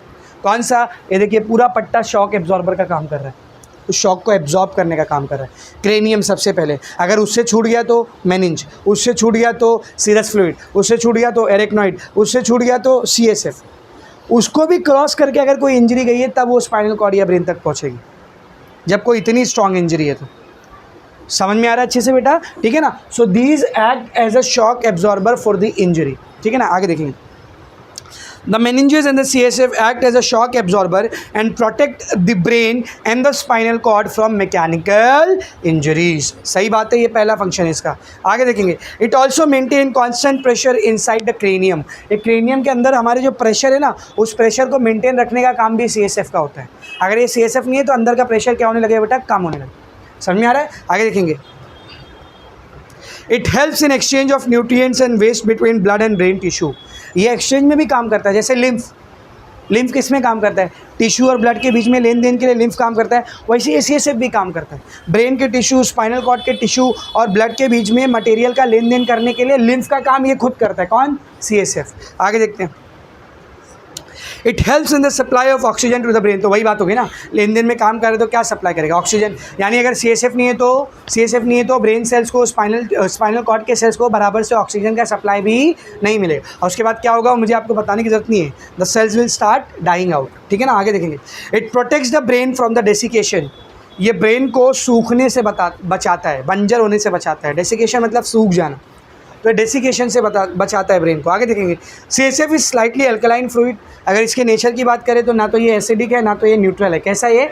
थोड़ा सा अल्कलाइन है with a specific gravity of 1.005। इसकी स्पेसिफिक ग्रेविटी क्या है बेटा? 1.005। सर स्पेसिफिक ग्रेविटी किसको बोलते हैं? ये फिजिक्स का टर्म है बेटा। किसी भी लिक्विड की डेंसिटी को वाटर की डेंसिटी से डिवाइड करोगे तो जो नंबर आता है उसको स्पेसिफिक ग्रेविटी बोल।